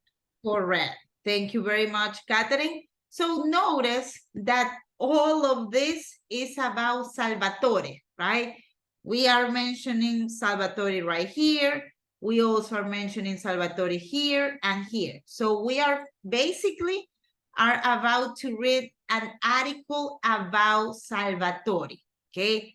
So we have, for me, it was a game. That is the introduction, okay?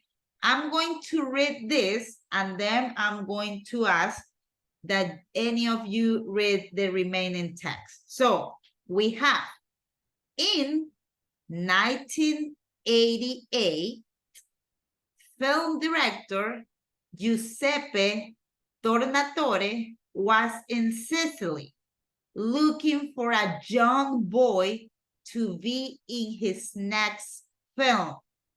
Cinema Paradiso, that is the name of the film, right? It's a real film. Esto es un film de verdad. Salvatore Cazio was 8 years old. So probably this is Salvatore, right? Because we have in that year, he was 8 years old with big dark eyes and a beautiful smile. He was perfect for the role of Toto. Okay, now this is Salvatore. Okay, he's 8 years old right here. So Juan Carlos, can you please read from He Was Wonderful until I Was Part of It?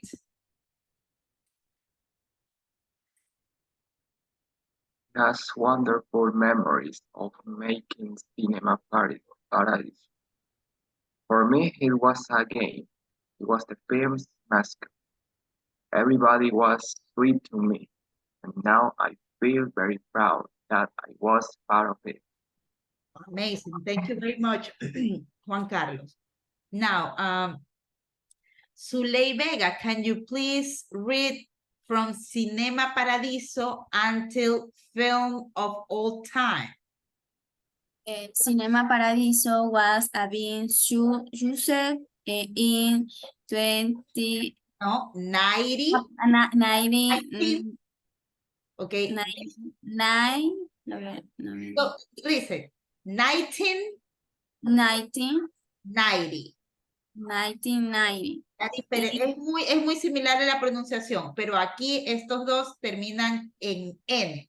19 y aquí termina en I, 90. Okay, go ahead.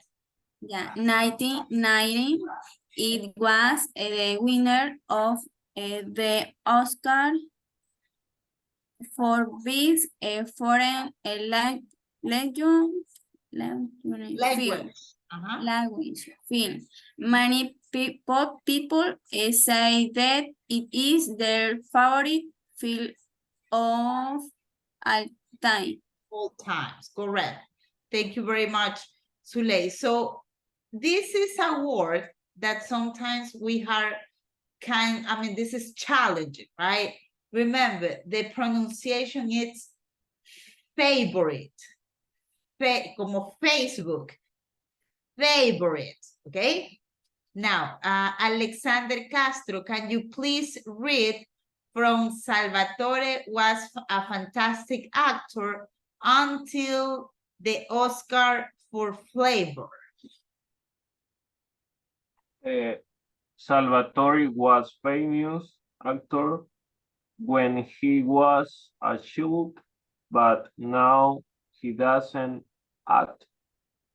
He said, when you're a child, it's easy. You're just playing, but when you're older, acting is hard work. Today, he has a restaurant in a Silicon Coast. Oscar and Safari, the Oscar is Facebook. Yes, this is a term, an Italian term. Esto está en italiano. El Oscar dei Sapori. The meaning of this is the Oscar for flavor, okay? Now, notice this word, guys. Child, okay? Let me tell you something about this. I think that I have mentioned this before, but I'm going to mention this anyway, right? For example, you have singular and you have plural, right?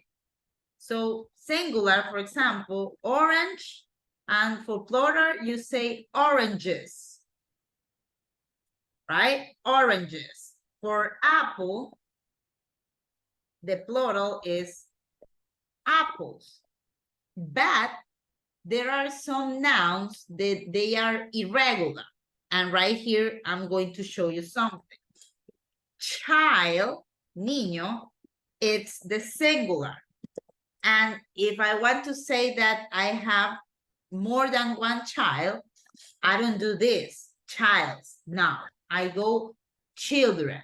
So right here, I'm talking about one child, singular, and plural, it's children, okay? So that is why right here we have child.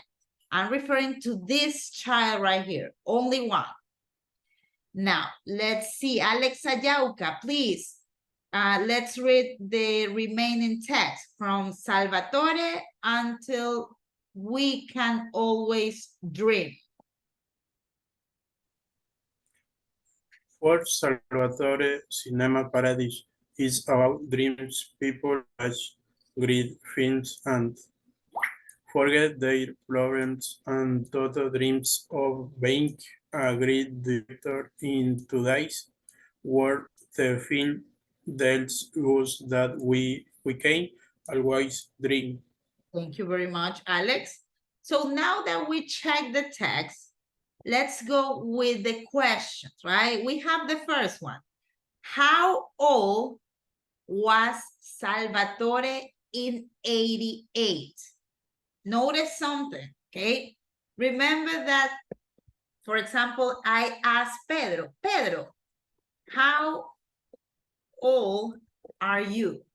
Yo le estaba preguntando a Pedro, ahorita, ¿cuántos años usted tiene, right? So Pedro said 33. How old are you?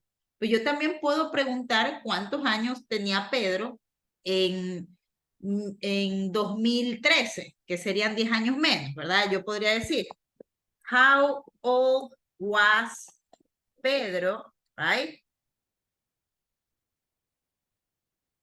In 2013, right? How old was Pedro in 2013? So Pedro could say, I was 23 years old, right?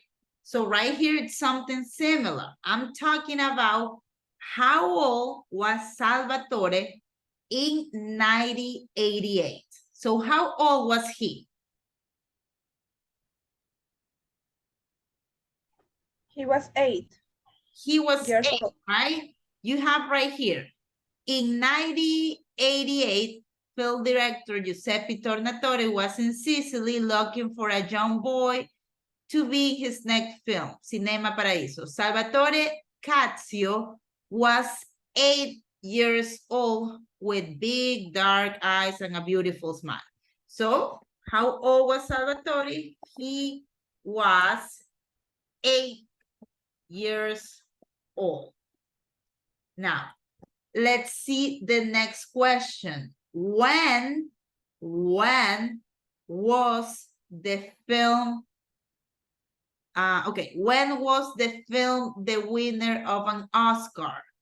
When was the film winner of an Oscar? So right now, I'm asking you in basically which year this film won an Oscar. So let's see the text, okay?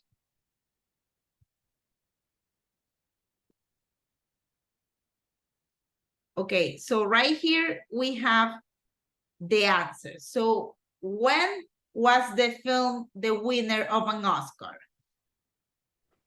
1990. 1990. Take a look. Cinema Paradiso was a big success. Success, éxito. Success. In 1990, it was the winner of the Oscar for the best foreign language film, okay? So right here we have in 1990, okay? Now, take a look on the next question. Is Salvatore an actor now? Is he still acting? So, Juan Carlos, I see that you're doing this. Yes or no? Is he still acting? No, no.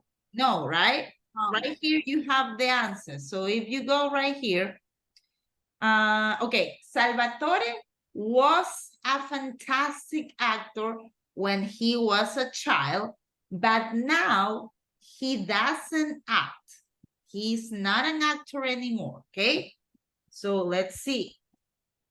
Is Salvatore an actor now? No, he's not. Let's continue with the next one. What does the name of his restaurant mean? Okay, so Jessica, do you know what is the meaning of his restaurant? What does the name of his restaurant mean?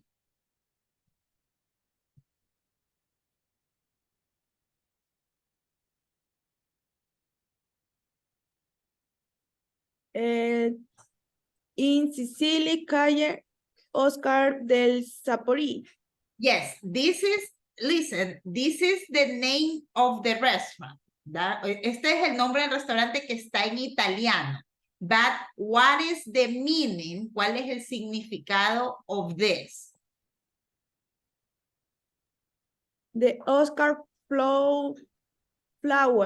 Correct. The Oscar for flavor. That is the meaning, right?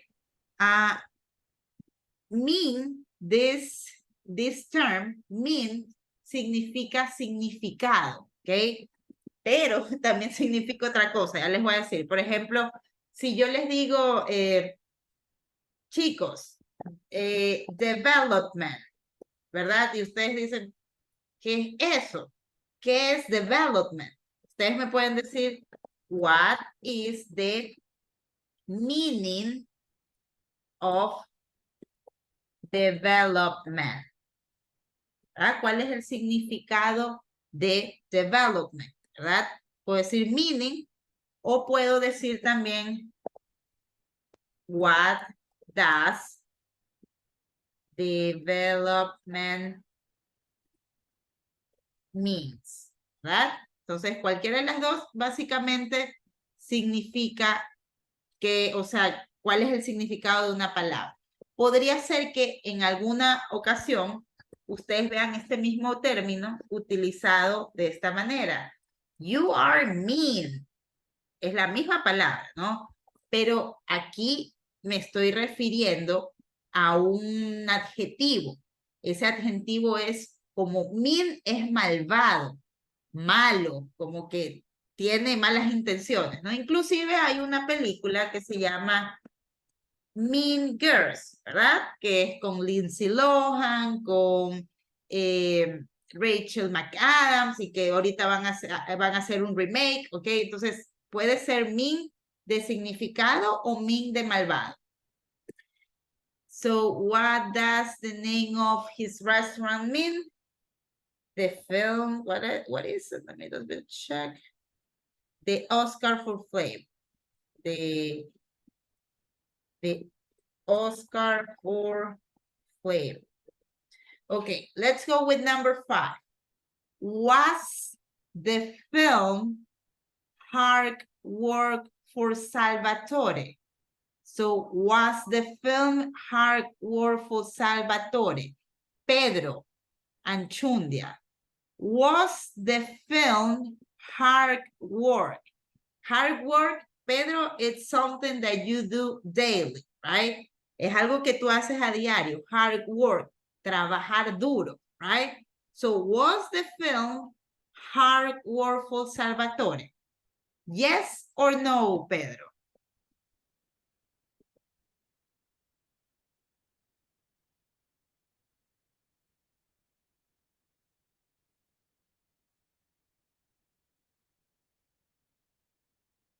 I'm going to tell you something, okay? Hard es un adjetivo, ¿verdad? Que a mí me indica que algo es difícil, ¿verdad? Yo puedo decir, the oral quiz was hard, ¿verdad? El examen oral estuvo difícil, ¿ok? Entonces, ese es un adjetivo, hard. El antónimo o el opuesto de hard es easy, que es fácil. Hard and easy. Entonces, sabiendo esto, Pedro, let's go back to the text and take a look. When you're a child, it's easy. You're just playing. So once again, Pedro, was the film hard work for Salvatore? Yes or no? No. No, correct. No, let's say it was not. Okay, he's saying that it was easy. And finally, we have what does Salvatore say the film is about? What does Salvatore say the film is about? So let's see. For Salvatore, Cinema Paradiso, it's about dreams. People watch great films and forget the problem. So, once again, what does Salvatore say the film is about? Zuley.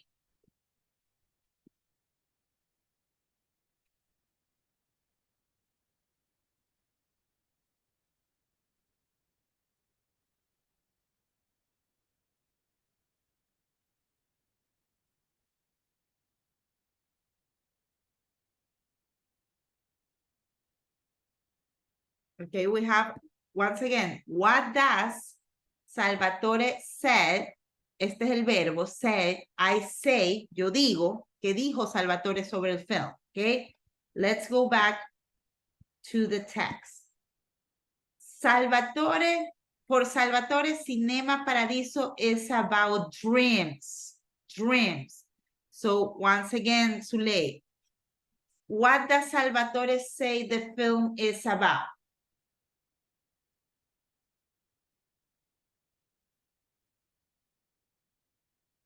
Cinema. Not really, not really. Let's see.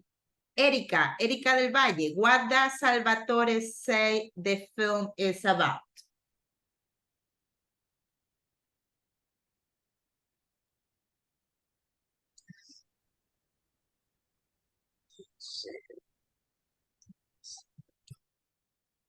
Take a look, okay? Look, what does Salvatore say the film is about? That is the question.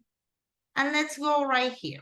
We have, for Salvatore, Cinema Paradiso, this is the name of the movie, is about dreams. So, once again, what does Salvatore say the film is about? It's about dream. Correct.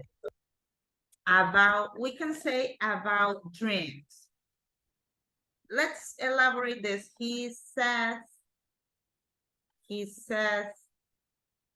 it's about dreams. Dreams, sueños, ¿verdad? Sueños no de que tengo sueños, sino sueños de que tengo este sueño de construir una casa. Okay, that is dreams. So he says that the film is about dreams. Okay. Now, this is an open activity, guys. So there is no wrong or right answer. Esto es una actividad abierta. No hay respuestas correctas e incorrectas. Simplemente les va a registrar. Okay. Let's move into the next activity.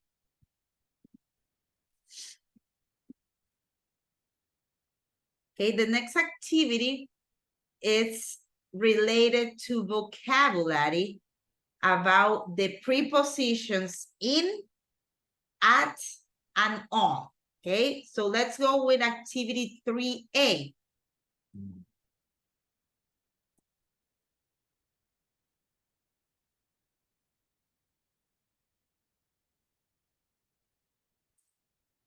Okay, so right here we have 3 options, okay? Alex Ayauca, can you please read the instruction? Look at the 2 sentences and what are the missing words. Correct. Thank you very much, Alex. So right here we have 2 sentences, right? We have Salvatore Cazio has a restaurant, Sicily. Sicily is Sicilia, right? That is a city in Italy. In 1988, he was a child and he was at school.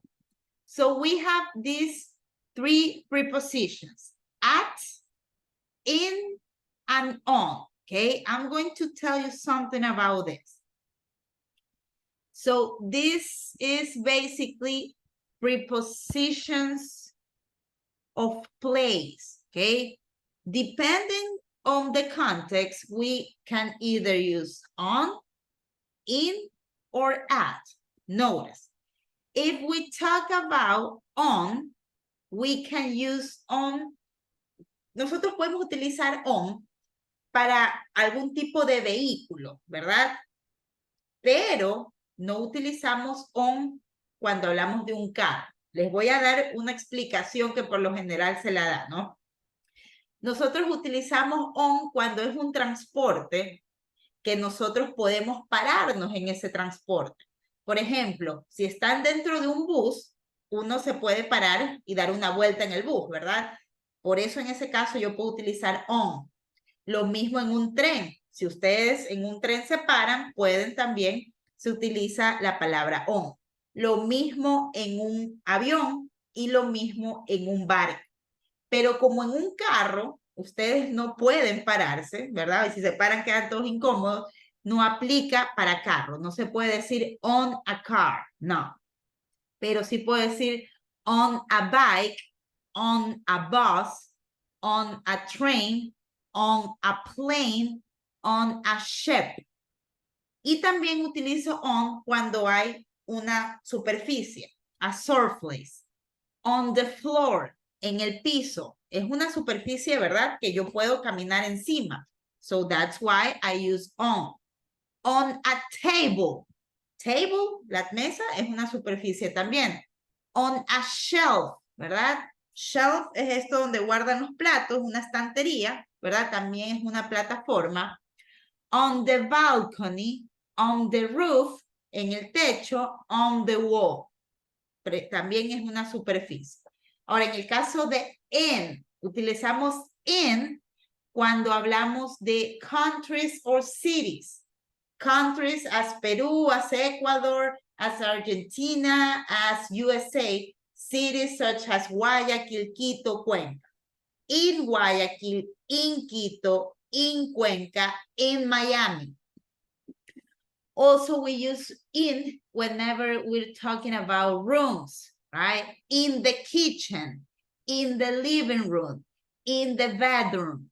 Or if we talk about buildings, in a shop, in a museum, or in closed space, such as park, garden, and right here, para aquí con el carro utilizamos in. Recuerden que no utilizamos on a car, pero decimos in a car, porque básicamente podemos como que meternos en ese carro. In a car. Y utilizamos at para este tipo de expresiones.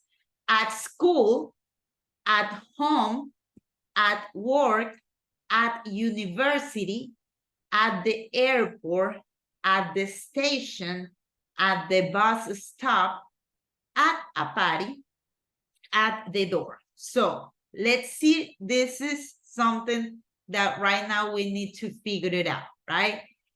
Salvatore Casio has a restaurant and this is a city, right? So which one do you think is the correct preposition? On, in, or at? In. In. Correct. So in this case, we are going to say in. Now, in 1988, he was a child and he was school. So which one will be the right preposition? On, in, or at? At. At, correct. So right here we have at school and insist, okay? Let's go with the next activity.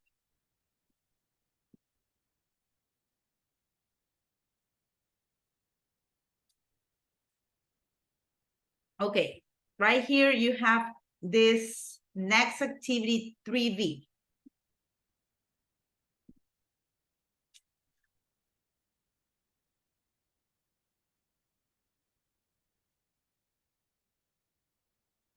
Okay, Alexander Castro, can you please read the instruction? 3B, complete the chart with in, at, or on. Correct. Thank you very much, Alexander. So right here, you have a chart similar to this one right here, right?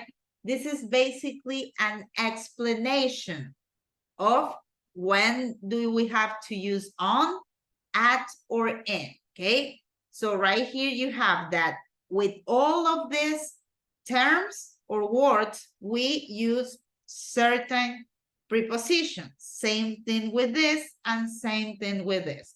So I'm going to give you 2 minutes to try to guess what's the preposition in each of the gaps, okay? You can help yourself looking to your notes, okay? Let's have 2 minutes. Es una consulta. Yes. La actividad anterior, ¿cuál es? Porque yo abrí y ya me salió esta. Esa ya.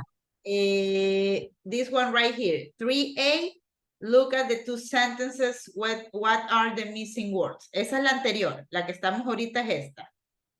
Thank you. You're welcome.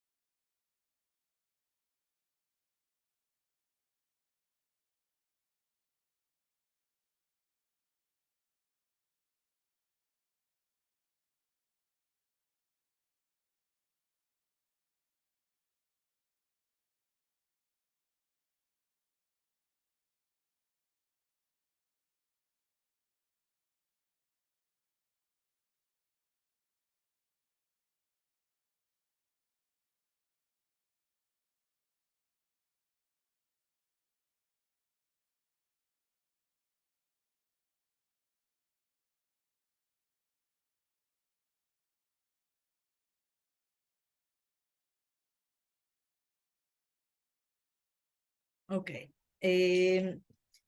Jessica, you are going to read the preposition and also the words that you use with that preposition, okay? Go ahead. Act. Correct. Can you please read the words? Home, work, school, university. University, correct. Thank you very much, Jessica. Now, let's go with Luis Sarabia. Number 2, please. Number 2, in bed, the kitchen, my car, London, the park, the street, coffee, the museum, shopping center, restaurant. Correct. This one right here, you can say coffee, right? La expresión coffee está bien, pero aquí como está dicho se dice a café, ¿ok? A café. Es una expresión británica. En UK le llaman así a las cafeterías, ¿ok? So let's go with number 3, Pedro Anchundia. On a bus, a train, a plane. Okay, listen. On a bus. A bus. On a train. On a train. On a plane. On a plane. Correct. Thank you very much, Pedro. Let's continue with the next activity. The next activity is also related with preposition, okay? The next activity is this one right here, okay? Let's create. Okay. This is an activity that you guys will develop by yourself, okay? Esta actividad va a quedar a manera de tarea, ¿ok? Se las voy a poner acá, as usual. You can do this activity until next Thursday. Pueden elaborar esta actividad hasta el siguiente jueves. So this is unit 10B. And the activity is 3A. There you go. Please write it down so you don't forget about this, ¿ok? Recuerden que no dejen de hacerla porque hay una ponderación que lleva un 20%, que es todo lo que hagan en el muro también. Así que es importante completar, ¿ok? Now, we are done with Unit 10B. We are going to continue with Unit 11A. So, let me go to my ebook.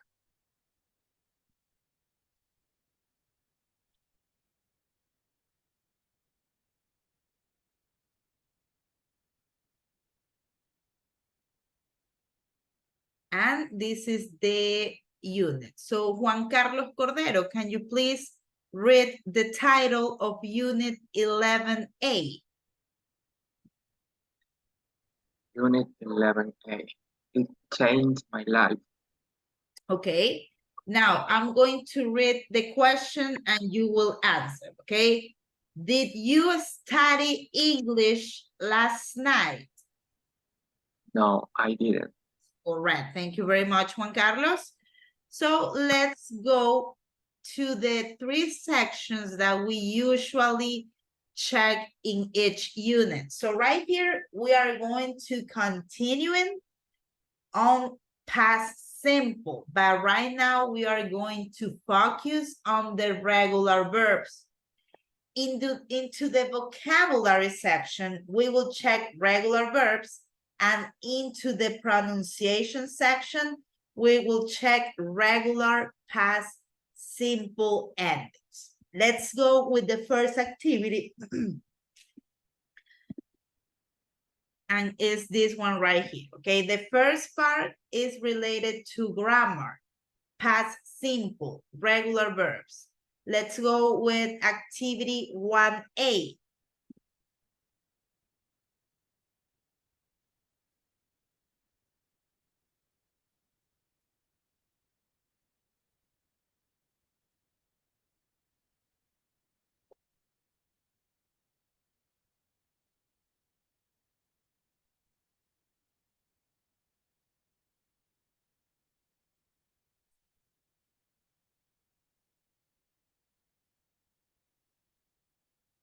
Okay, so we have 1A, choose the correct answer.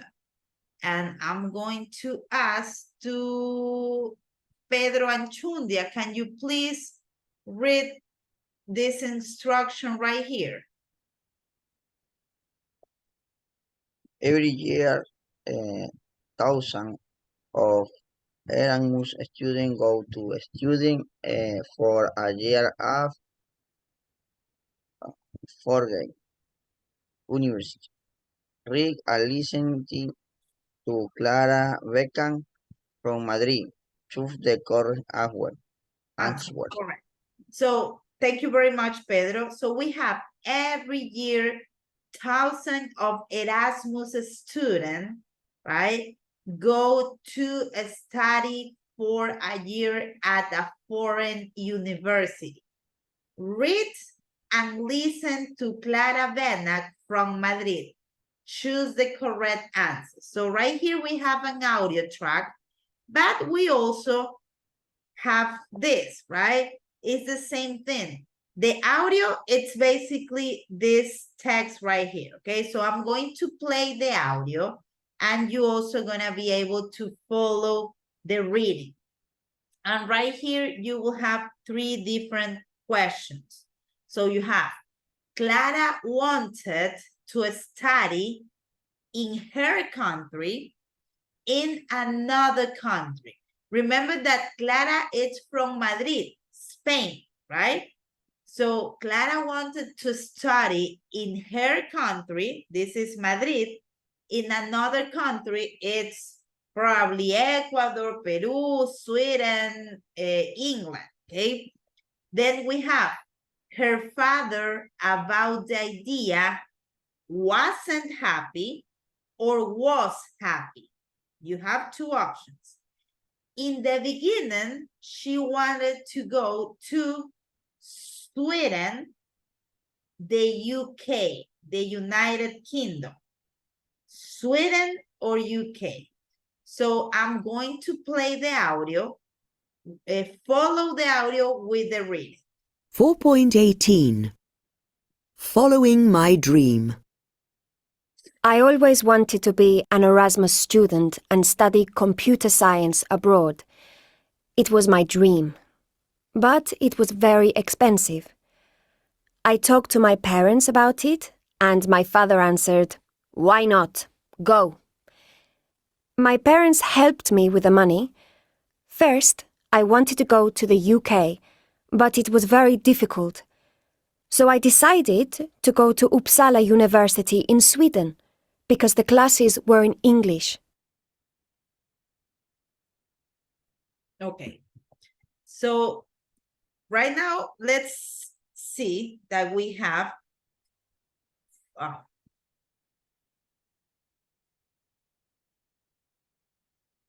okay. Take a look. We have following my dream. I always wanted to be an Erasmus student. So Erasmus, it's a university, just as Universidad Católica, Secotecas, Universidad Espíritu Santo, okay? It's a big university in Europe, okay? I always wanted to be an Erasmus student and study computer science abroad. Abroad, I'm going to tell you about this term.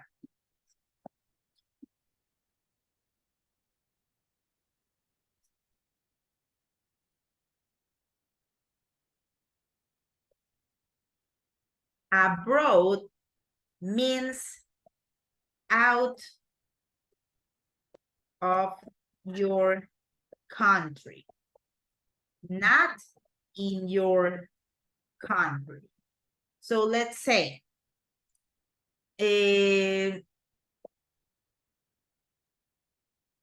I want to travel abroad, maybe to Miami, right? Because I want to go out of my country, not right here. If I will stay right here, that will not be abroad, okay? Abroad is out of my country. So you have, I want to study computer science abroad. It was my dream, but it was very expensive, you know, a lot of money. I talked to my parents about it, and my father answered, "Why not? Go." My parents helped me with the money. First, I wanted to go to the UK, United Kingdom, England, but it was very difficult. Remember something, right? She's from Spain, so probably she speaks Spanish. So I decided to go to Uppsala University in Sweden because the classes were in English. So let's see, we have the first question. Clara wanted to study in her country, in Spain, or in another country. Luis Arabia. In her country. In her country, okay. Remember something, I'm gonna tell you something. Clara, I think that Clara is from Spain, right? She's Spanish.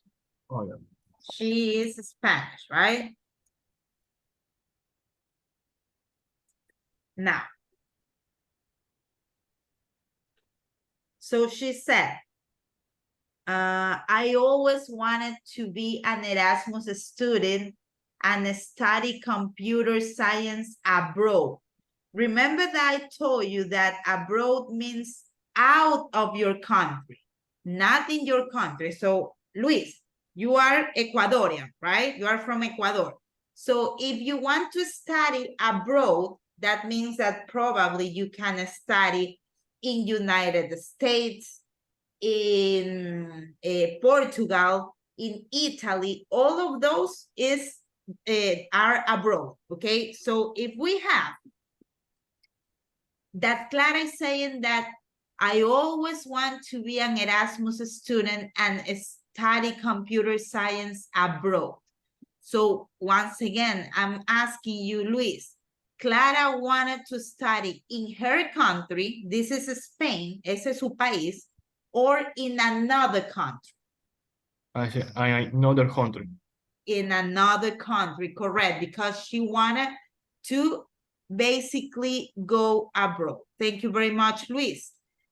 Her father, number 2, her father, about the idea, wasn't happy, so he was mad, upset, or he was happy.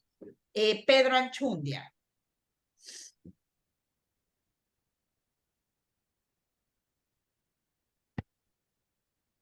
Was happy. No. Wasn't happy. Wasn't or was happy? Was, correct. Take a look. We have this. I talked to my parents, okay? Whenever I say parents, let me tell you something. So if I say parents, this means mother and father, right? My mother and father, that is parents. So right here, she's saying that she talked to both of them, mother and father. And my father answered, why not? Go, right? Entonces el papá contestó, ¿por qué no? Anda. So because of that, he was happy about it, right? Now, let's go with number 3. Alexander Castro. In the beginning, she wanted to go to Sweden or the UK? Sweden. Look, we have the word in the beginning. Once again, let me go. The word beginning, it's similar to a start, right? At the beginning. When we say finish, this is at the end. So we're talking about at the beginning. Take a look. First, I wanted to go to the UK, but it was very difficult. So I decided to go to Uppsala University in Sweden. So, Alexander, if we have in the beginning, she wanted to go to Sweden or the UK? UK. The UK, right? En el inicio, ella tenía planes de ir a Reino Unido, pero fíjense lo que dice. It was very difficult, right? So she decided to go instead to Uppsala University in Sweden, okay? So please, guys, register your activity so we can move on into the next one.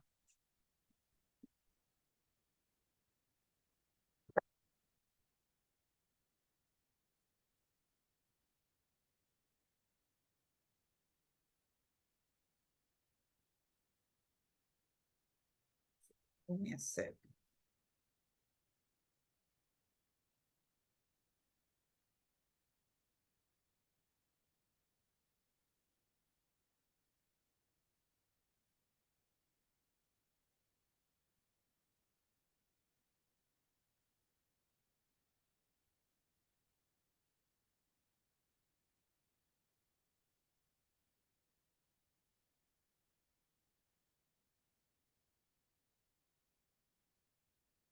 Okay, let's go with the next activity, 1B. Match the sentences with pictures 1 to 6.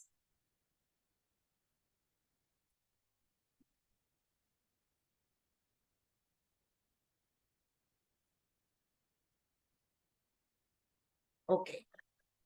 So remember that whenever we have pictures, we basically have to analyze what is happening in each situation, okay? So before we go into that part, let's read the sentences, okay?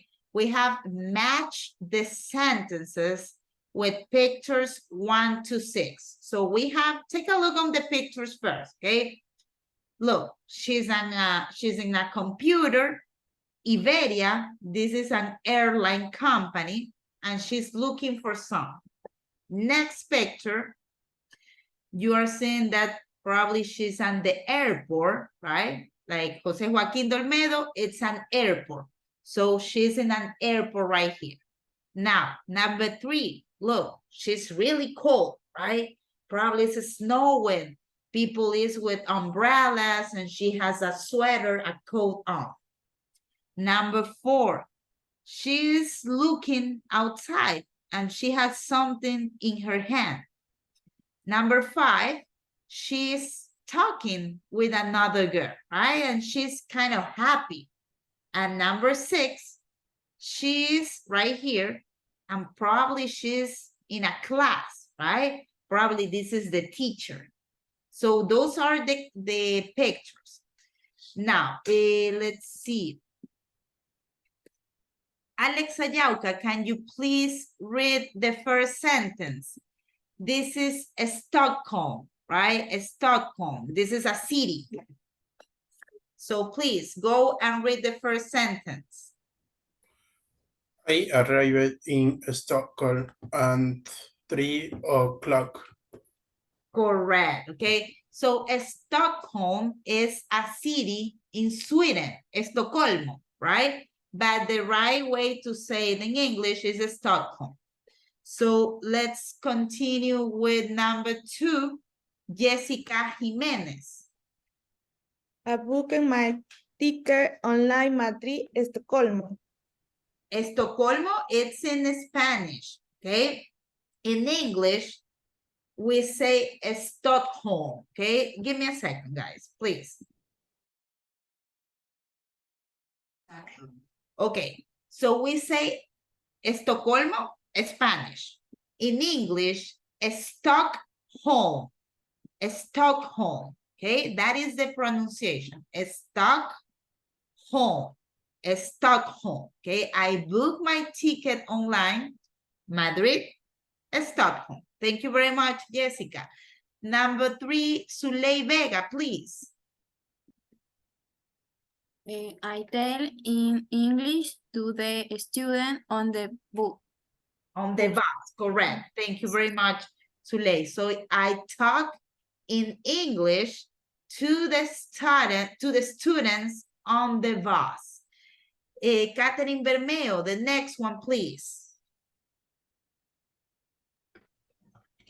I didn't like the weather. It was very cold and dark. Correct. Thank you very much, Catherine. Let's continue with number, the next one, Erika del Valle.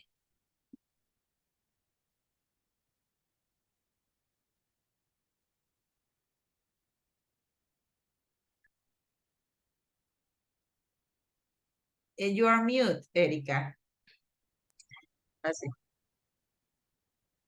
We started class the next day.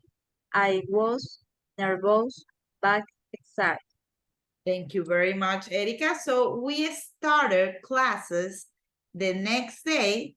I was nervous but excited. Let's go with the last one, Pedro Anchundia.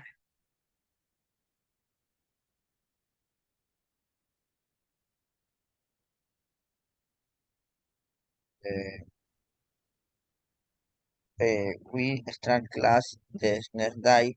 I was nervous or excited.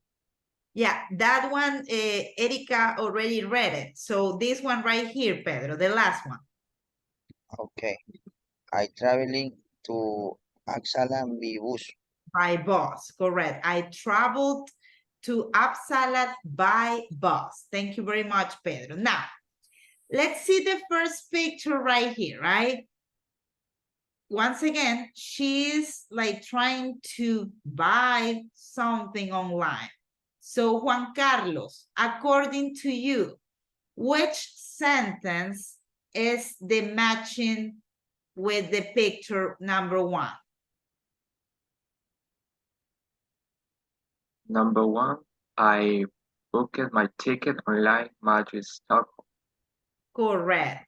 I booked my ticket online, Madrid to Stockholm, right? She's online, right? In the Iberia website, like trying to book the ticket. So this is number 1, okay? Let's see number 3, okay? Let's go with number 3. Take a look. She's kind of cold, right? She's wearing a coat. You're seeing some umbrellas. So Luis Sarabia, according to you, what's the matching sentence for picture number 3? Number 3 sería, yeah, I didn't like the waiter is what very cold and dark. Correct, right? I didn't like the weather. It was very cold and dark, right? Should see like she's like this. Take a look. Probably it's snowing. So great catch, Luis. Thank you very much. Let's see. What about number 5? Alexander Castro. So which one do you think is the matching sentence for picture 5? Take a look. She's talking to somebody. So which one do you think is the right sentence? I talked in English to a student on the bus. Correct, right? She's talking. So she talked in English to the students on the bus. Amazing. So now let's go with the next one, number 6. So let's see. Jessica Jimenez, what about number 6? Which one do you think is the matching sentence for number 6? We start class the next day. I was nervous, but exercise. Got excited, correct. Nice job, Jessica. Thank you very much. Now, Juan Carlos already told me the answer, so let's go with Catherine Bermeo. So what about picture number 4? Which one do you think is the matching sentence?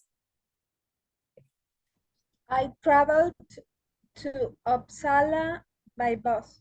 Correct. I traveled to Uppsala by bus. Amazing. So let's go with the last one. And I'm going to ask Alex Ayauca, can you please read the last one that will be number 2? I arrived in Stockholm at 3 o'clock. Correct. I arrived in Stockholm at 3 o'clock. Okay. So notice what I did, guys, right? Whenever you have these matching activities, my suggestion is to go with the easy ones, right? And then you go with the ones that probably are going to be travel. Fíjense en lo que hicimos, ¿no? No empezamos en ningún orden, sino que empezamos como con la más fácil, la más obvia. Eso es un buen tip cuando tienen una de estas matching o de emparejar oraciones con figuras, ¿verdad? Iniciamos con la más obvia, que es esta está comprando, ¿verdad? Un boleto. Y así con las más obvias y dejan al final las que podrían tener como que un doble sentido o algo que no esté tan claro. Let's continue with, okay, before we move on, I want that you guys notice something, right?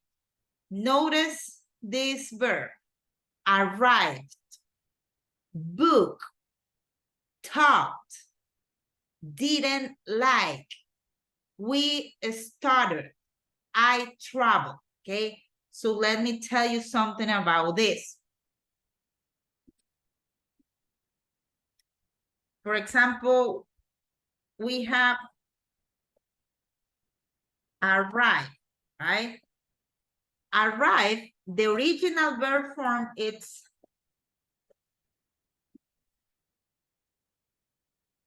arrive. Aquí el verbo original es así, arrive, sin D. Pero fíjense que acá se lo está usando con D. Now, another one will be booked. The original verb is book. And right here we have book, bookheads, right? Una cosa que ya les he explicado, book puede significar un noun, un sustantivo, como que Harry Potter book, el libro de Harry Potter, o también puede significar un verbo que está relacionado con comprar o hacer una reserva en una aerolínea, en un hotel, que es lo que está pasando aquí, ¿no? So, the original verb form is book, and right here we have booked. So, let's see the next one. I talked, ed as well. So, the original verb form is talk, but right here we have talked, right? I didn't like. We start. So, in this case, the original verb form is start, and we have right here with ed. And finally, we have traveled. The original verb form is travel. So, right here we have travel left, okay? So, all of this is happening because all of this are the base, the past form of the verb. Todos estos verbos han sido llevados al pasado y por eso les ven con esa terminación de ed. En este caso, el verbo original es arrive, pero como es en pasado, se le pone la d. Lo mismo con book. Aquí no, la regla dice que no es que yo le pongo la D nomás, sino que como termina en una consonante, yo le agrego ed. Same thing with talk. Same thing with the starter, with the start, and same thing with travel. Okay? So right now, I want to show you what's the deal with this. Recuerden que yo les había dicho que nosotros tenemos dos grupos grandes de verbos. Un grupo, el verbo to be, que es lo que acabamos de ver. I was happy. You were upset, ¿verdad? Todo eso es verbo to be. Pero está este grupo de verbos que hablamos de verbos que implican una acción, tales como arrive, book, talk, start, travel. I can keep going, play. I can also say watch. I can also say wash. I can also say dance.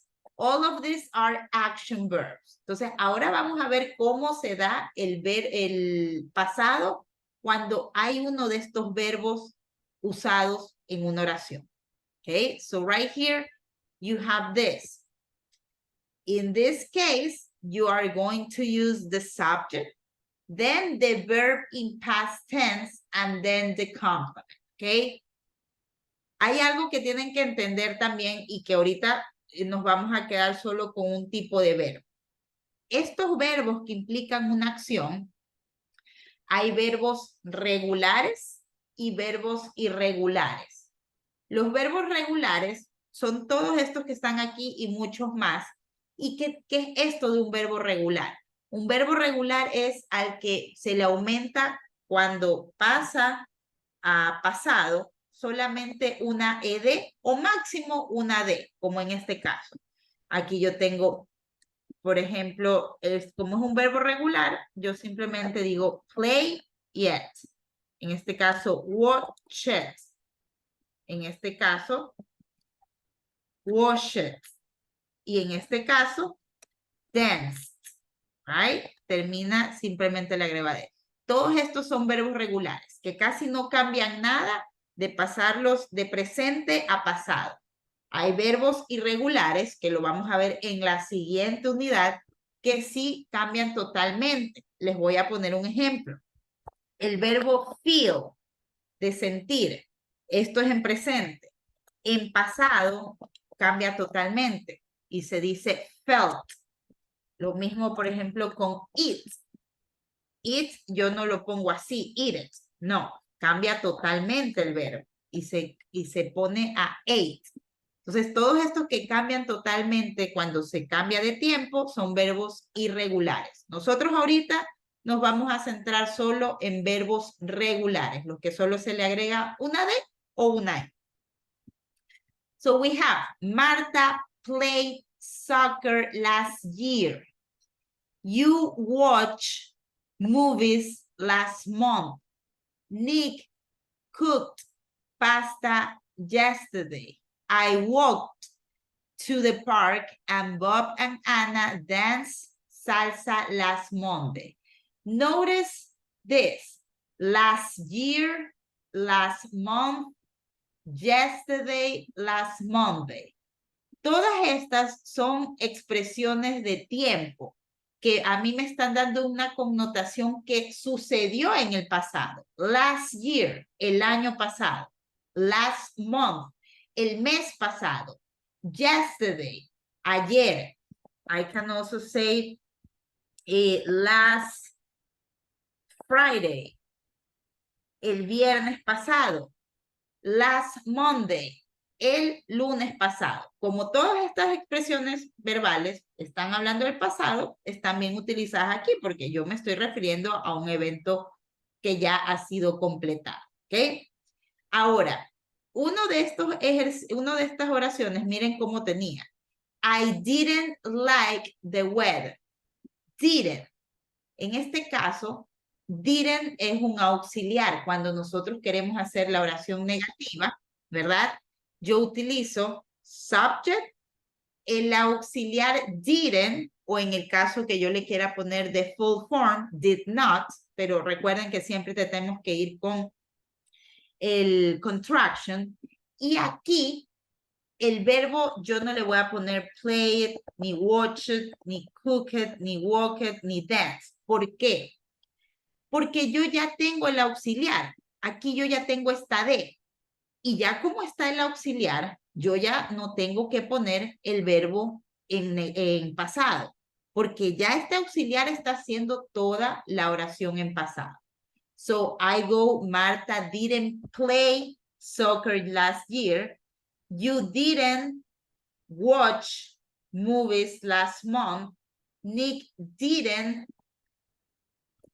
cook pasta yesterday. I didn't walk to the park, and Bob and Anna didn't dance salsa last Monday, ¿ok? Recuerden, como tengo el auxiliar, yo el verbo lo pongo en su forma base, en su forma original, como la forma que está en esta hilera, ¿verdad? Todo esto es presente, todo esto es pasado. And something similar happens with the questions, okay? Let me go. Okay, I'm going to... Okay, there you go. Something similar happens with the question. So in this case, let's go with these ones right here.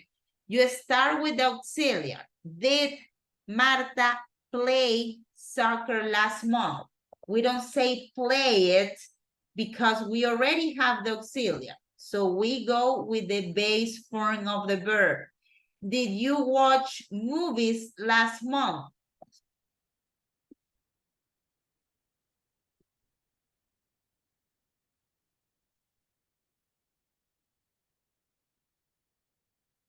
Okay, there we go. Did you watch? We don't say watch it because once again, we already have the auxiliary. So we go with the base form of the verb, okay?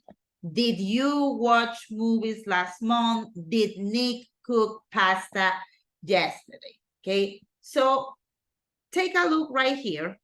on the spelling, ¿verdad? Hay ciertas sugerencias y reglas para poder convertir el verbo que está en su forma original y moverlo a pasado. Right here you have some of the rules. Look, este es el verbo original que también se le llama infinitive, infinitivo, ¿no? Y por ejemplo, en este caso, como watch, que termina en consonante, yo simplemente le agrego ed. Esa es la regla general. Play, played, ed. Cuando tengo un verbo que termina en la letra e, like and arrive, we only add the d. Solamente agregamos la d. No le agrego ed, sino solamente la d. En el caso que tengo un verbo que termina en y, en y, yo cambio esa y por una i latina y le agrego ed. Study, studied. Take a look. Try, tried. Y en el caso que yo tenga esta estructura, consonante, vocal, consonante, yo doblo la consonante y luego le agrego ed. Stop, stop it. Miren que le agrego pp y ed. Rub, consonant, vowel, consonant, and then I add rubbed. Okay, so let's practice this because all the things that I've been telling you, it's basically only theory, right? So we need to put this into practice. And in order to do that, right now we are going to develop this activity, Grammar Bank 1A.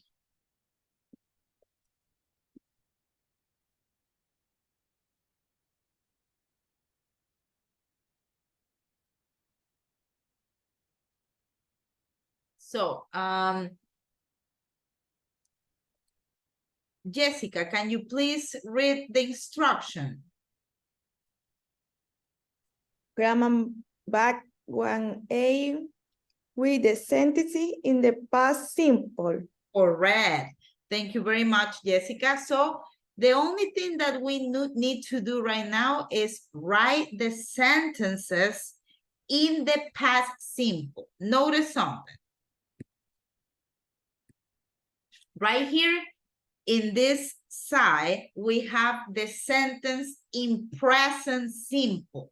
So what we need to do is to move or to convert the sentence into past simple. Notice, he watches a lot of TV, present simple. And if we move this, we are going to say he watched a lot of TV. Now, we have, they worked in a bank. So in this case, I will go with, primero necesito identificar cuál es el verbo, right? They work in a bank. Which one of all of these words is the verb? Which one is the verb? They work. Correct. So I go with work, right? And let's see what is the deal with the rule, right? So first of all, work, it doesn't end with E, right? It doesn't end with Y, and it's not going consonant, vowel, consonant. So in this case, we are going to apply the general rule. We only add ED. They worked in a bank. Now, let's go with the next one. He finishes work late. So, which one is the verb right here? Work. Finish. Finish. Y eso es algo, es una confusión válida, ¿no? Porque miren una cosa, ¿no? Tenemos they work in a bank. They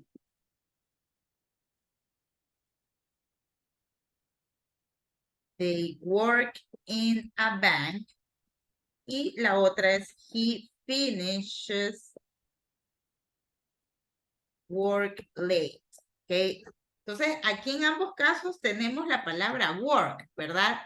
Y pasa algo similar con lo que les había dicho de la palabra book, ¿verdad? Que book puede ser utilizada tanto como un noun, como también puede ser utilizada como un verbo, ¿no? Ejemplo, I book my hotel room. So in this case, digamos, no, yo lo voy a dejar en solamente en presente. I book my hotel room, ¿verdad? En este caso es un verbo. ¿Cómo yo me noto esto? Por el contexto, ¿verdad? Y no tendría sentido que yo aquí diga, yo libro mi cuarto de hotel, right? So it doesn't make sense. It will be different if I would say, I love that. I love this book, right? So I love this book. Entonces, en este caso, yo sí estoy hablando de que me encanta este libro. Entonces, ahí sí, aquí es verb, and right here it's a noun. So it's something similar right here. In this case, I'm saying they work in a bank, right? Entonces, yo me estoy refiriendo de que ellos trabajan en un banco. So right here, it's a verb. Pero acá, como yo ya tengo un verbo, este otro ya me estoy refiriendo a trabajo como noun. Como es que tengo mucho trabajo. Es de que ya no aguanto el trabajo. Es que a mí me gusta mi trabajo. Como un sustantivo, ¿verdad? That is the difference between this work and this work right here. Okay, so we said that finishes is the verb. So right here, let's see. We have finish. So the ending is SH. Let's see the rules. It doesn't end with E. It doesn't end with I. And it doesn't follow the pattern consonant, vowel, consonant. So we just go with the spelling, the general rule, ED. So he finished work late. Let's go with the next one. We live in Brazil. So which one is the verb in this sentence? Live, correct. So we have to write live. We live in Brazil. Let's check. Live ends with E, okay? So we have this rule. Whenever we have a verb that ends with E, we only add the D. That is it. We don't go double E and D. No, this is incorrect. We only add the D. We live in Brazil, okay? Now, you guys are going to continue to do the remaining sentences, okay? So please, let's have 3 minutes so you can develop the next activities. Notice what's the verb and what's the ending of the verb, okay? So please, go ahead.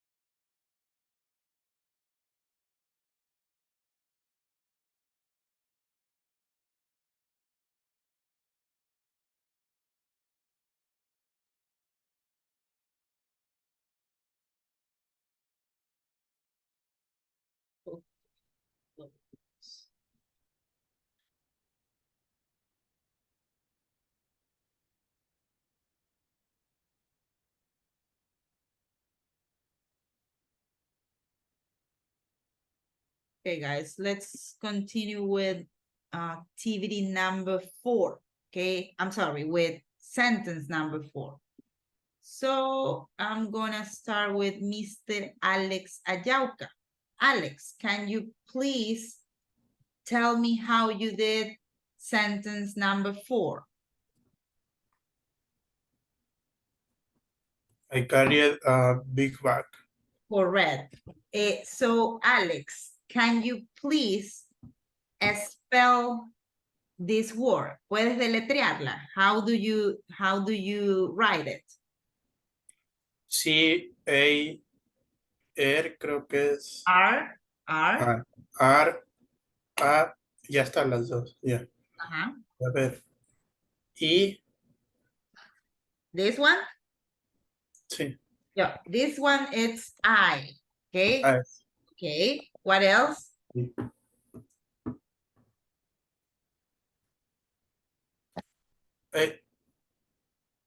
This one? Sí, ese no. Okay. This one it's E. Ah, Okay. ya. And finally, falta, a ver, A, B, C, D. E, correct. Okay, I carry a big bag. Okay. Esto de la I, la E, es algo que uno suele tener problemas. Me parece que yo les puse aquí, pero ya lo voy a revisar. Give me a second because I think that right here in your notes, you have the pronunciation of each of these words, of each of the letters. Let me double check because I think that this is at the beginning.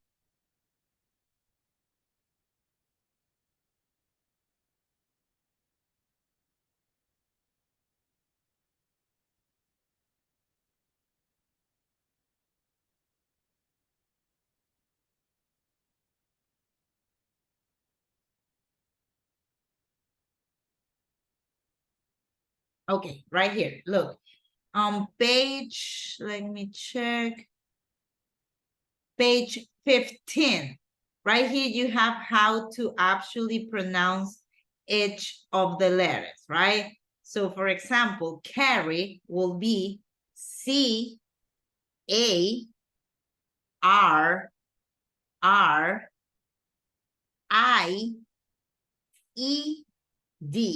carry, correct? So remember, page 15, as you can see right here, page 15. So let's continue with the next one. Zuley Vega, can you please go with activity with sentence number 5?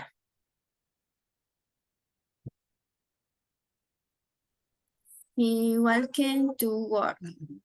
Correct. She walked to work. Correct. Thank you very much, Zuley. So right here, work, it's a noun, right? Noun. I'm talking about that I'm going to that work over there, the place where I work. Okay, es un sustantivo aquí, mi trabajo, ese trabajo donde yo voy a diario. Erika del Valle, next one, please. The train stopping in Barcelona. Okay, so the train. Erika, can you please spell how you will write stop it? Is T-O-P-P-E-D. Correct. S-T-O. Notice that that Erika said double P, right? I already told you this.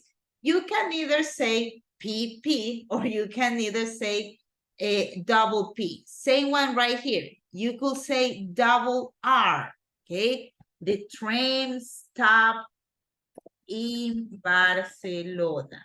Let's continue with number 7, Jessica Jimenez. We played tennis. Correct. We played right here only at ED and tennis. There you go. Thank you, Jessica. Let's continue with Catherine Bermeo.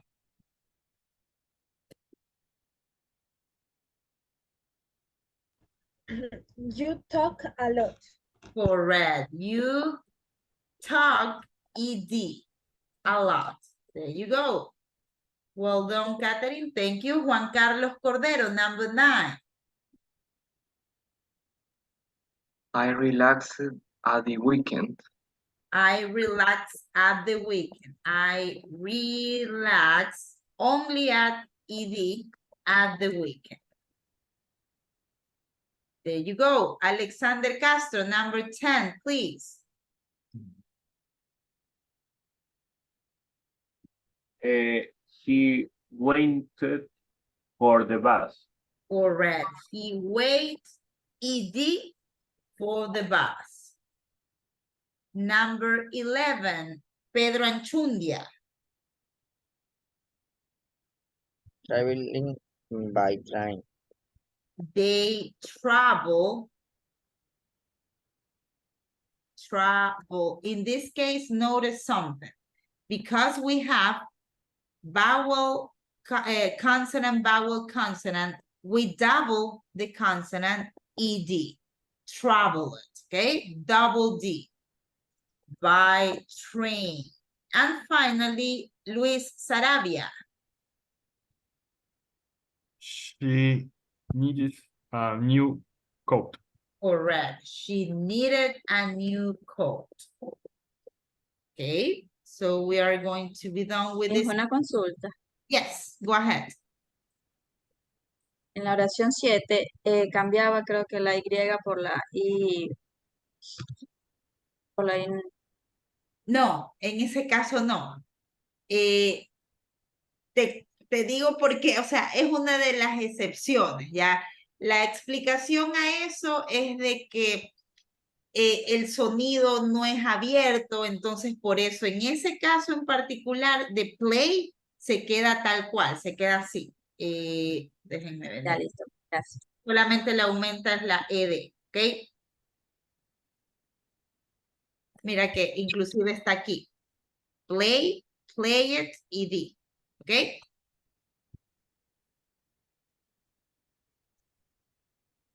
Mira el patrón que se sigue aquí. Es una vocal y es la Y. En cambio, acá, donde sí se cambia, es una consonante y luego la Y. Entonces, cuando encontramos así, es que se cambia. ¿Ok? Now, okay. Right now, we already developed this one. Okay, guys. So, right now, I'm going to assign you 2 additional activities that you will need to develop, okay? This one right here.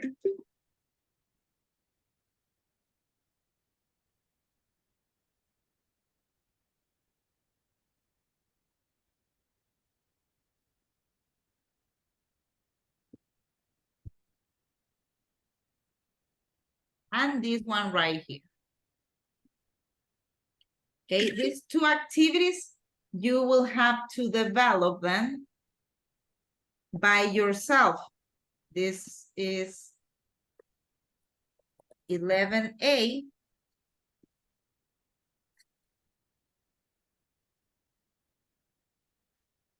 And these are the 2 activities, okay? Remember that you will have to develop 1 activity for 10B and 2 activities on 11A. Now, we are almost done with today's class, okay? Ya casi estamos terminando, but before, I would like that you guys listen to some of the pronunciation, okay? Because in certain cases, we pronounce the ending different, okay? Hay en ciertos casos, como en este caso, que yo pronuncio wanted, ¿verdad? Que yo realmente pronuncio esta ED, wanted, started, pero en casos como este de acá, yo no digo arrived, el sonido es mucho más sutil. It's arrived. ¿Okay? Entonces vamos a escuchar para que vean cómo en ciertos casos es un poco más notorio que es con ed y en otros casos es mucho más sutil. 4.21. Dog. D. So right here, the sound, it's the, right? It's really subtle. I arrived in Stockholm. Notice, I arrived in Stockholm. Entonces, aquí el sonido, el verbo original es arrive, ¿verdad? Cuando no tengo, Pedro, you want to say something? No. No, perdón, tenía abierto esto. No, that's okay, that's okay. I thought that you have a question, okay? So notice something. Aquí el verbo original, cuando no está la D, es arrive, ¿verdad? Y cuando está la D, es sutil, it's arrived. Como que suena al final esta D de dot. So arrived. Same thing with travel. We don't say traveled. Listen. I traveled to Uppsala by bus. See, it's not traveled, it's traveled. Okay, arrived, no arrived, and traveled, no traveled. Okay, let's see the next one. Tie. T. T. I booked my ticket online. Once again, we don't say book it, but we say booked. ¿Verdad? No decimos book it, sino que decimos booked, ¿verdad? Como que al final un t, que es el sonido similar a tie. Booked, talked. I talked in English. I talked in English. We don't say talk it, we say talked. Ahora, en este tipo de verbos que terminan con T, want, watch, start, ahí sí la pronunciación va a ser mucho más notoria. Id. I always wanted to be an Erasmus student. Aquí sí es wanted. Cuando un verbo termina en T y obviamente se le agrega ed, ahí sí la pronunciación es obvia. Wanted, started, watched. We started classes the next day. Okay, so right here, subtle, subtle, and strong. I arrived, I traveled, I booked, I talked, I wanted, we started. Okay, that is the difference with all of this. Okay, guys, we are going to stop right now, okay? That will be it for today's class. We still have 3 units ahead. So I think that we are going to be able to complete these units in the next classes, okay? Now, this is a friendly reminder, guys, that first of all, you need to complete your Alticia progress. And right here, take a look. Important information regarding Alticia. The deadline to complete 100% of your progress on Alticia platform will be December the 10th. Remember that Pedro asked me yesterday, Miss, when is the deadline for complete Alticia? And I told him, I don't know, let me ask Alfonso. So I already asked Alfonso, and the deadline to complete Alticia progress, it's December the 10th. So you have 9 days to complete your progress, okay? That is point number 1. Now, point number 2, no, we're not going to do this. Okay, esta es una actividad que les iba a mandar a hacer, pero no la voy a desactivar para que tengan tiempo de hacer Alticia y que tengan tiempo también de practicar su oral quiz, ¿ok? En un rato la desactivo para que no las confunda. Now, the next thing is this. Please remember that next class will have our oral quiz. En la próxima clase, el día viernes, vamos a tener el quiz, el oral, ¿verdad? Ustedes van a ingresar, yo los voy a mantener a todos en la sala de estar, ¿verdad? Y yo los voy a dejar ingresar uno a uno. En este caso va a ser examen uno por uno, no va a ser en grupo. Y una vez que hayan dado el examen, nuevamente los pongo en sala de espera hasta que culminemos y de ahí seguimos con nuestra clase. Alex, ¿tenías una pregunta? ¿El oral quiz es el viernes o jueves? Es el jueves. El jueves. Usted dijo viernes. Sí, perdón, me equivoqué. Es el jueves 7, ¿verdad? El jueves 7. El viernes 8 es el reading quiz, que es aquí mismo en la plataforma Moodle, y yo les voy a indicar cómo acceder para que lo hagan con tiempo, ¿ok? Entonces, por favor, el día viernes, el día jueves del examen oral, iniciamos 6 en punto. Así que pido su puntualidad para iniciar con tiempo. ¿Alguien tenía alguna pregunta? ¿Preguntas? Okay. So this is it. Once again, do you have any questions before we end the class? ¿Preguntas antes de culminar la clase?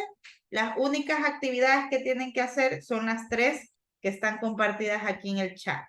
¿Ok? De la 10B, la 3E y de la unidad 11A, las actividades Grammar Bank 1B y de Reading y Speaking, la 4A. ¿Okay? Son 3 actividades, las pueden completar hasta el próximo jueves. Questions? Miss, Sí. La última clase que tendríamos sería el día viernes o la siguiente semana habría alguna otra clase. Sería ya el día viernes la última clase, viernes 8.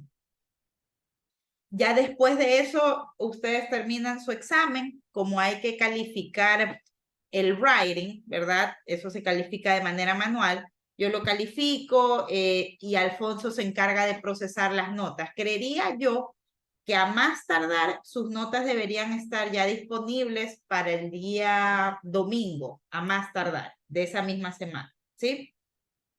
Y para inscribirnos en el siguiente curso, ¿cómo haría?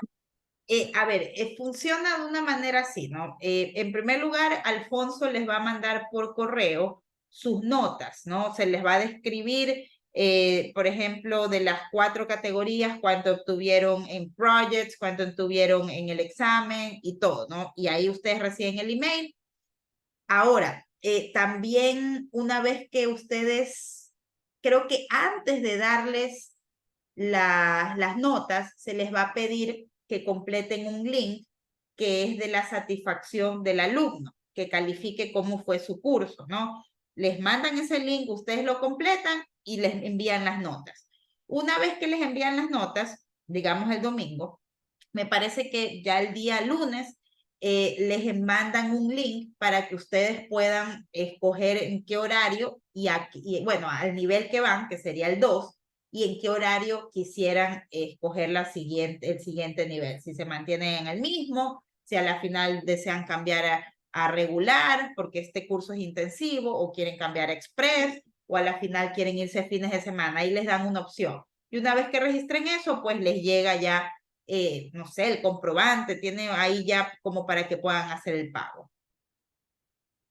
¿Pero en qué tiempo empezaría más o menos el siguiente curso? Sabes que no lo tengo claro, voy a preguntarle a Alfonso, porque he escuchado que dicen que hay una corte que inicia en diciembre. Entonces, Miss, sí, cuéntame. yo creo que fui la semana pasada a la Academia de Idiomas y me dijeron que empezaba el 13 de diciembre. Viste, claro, entonces sí es el Termina en febrero, creo. Ya, entonces sería lo más probable que inicie una siguiente corte en diciembre 13 Pero si por A o B motivo ustedes dicen, ok, a la final yo no voy a trabajar bien esos días de diciembre, tengo mucho trabajo, me parece que las siguientes cortes abren de manera, o sea, bastante seguidas. La otra para mí sería los primeros días de enero. Entonces, voy a averiguar eso y yo les traigo la información, pero lo que dice Alexander es de bastante ayuda, ¿no? Hay una siguiente corte que inicia de manera inmediata, en una semana. Descansarían una y nuevamente a clases, ¿ok?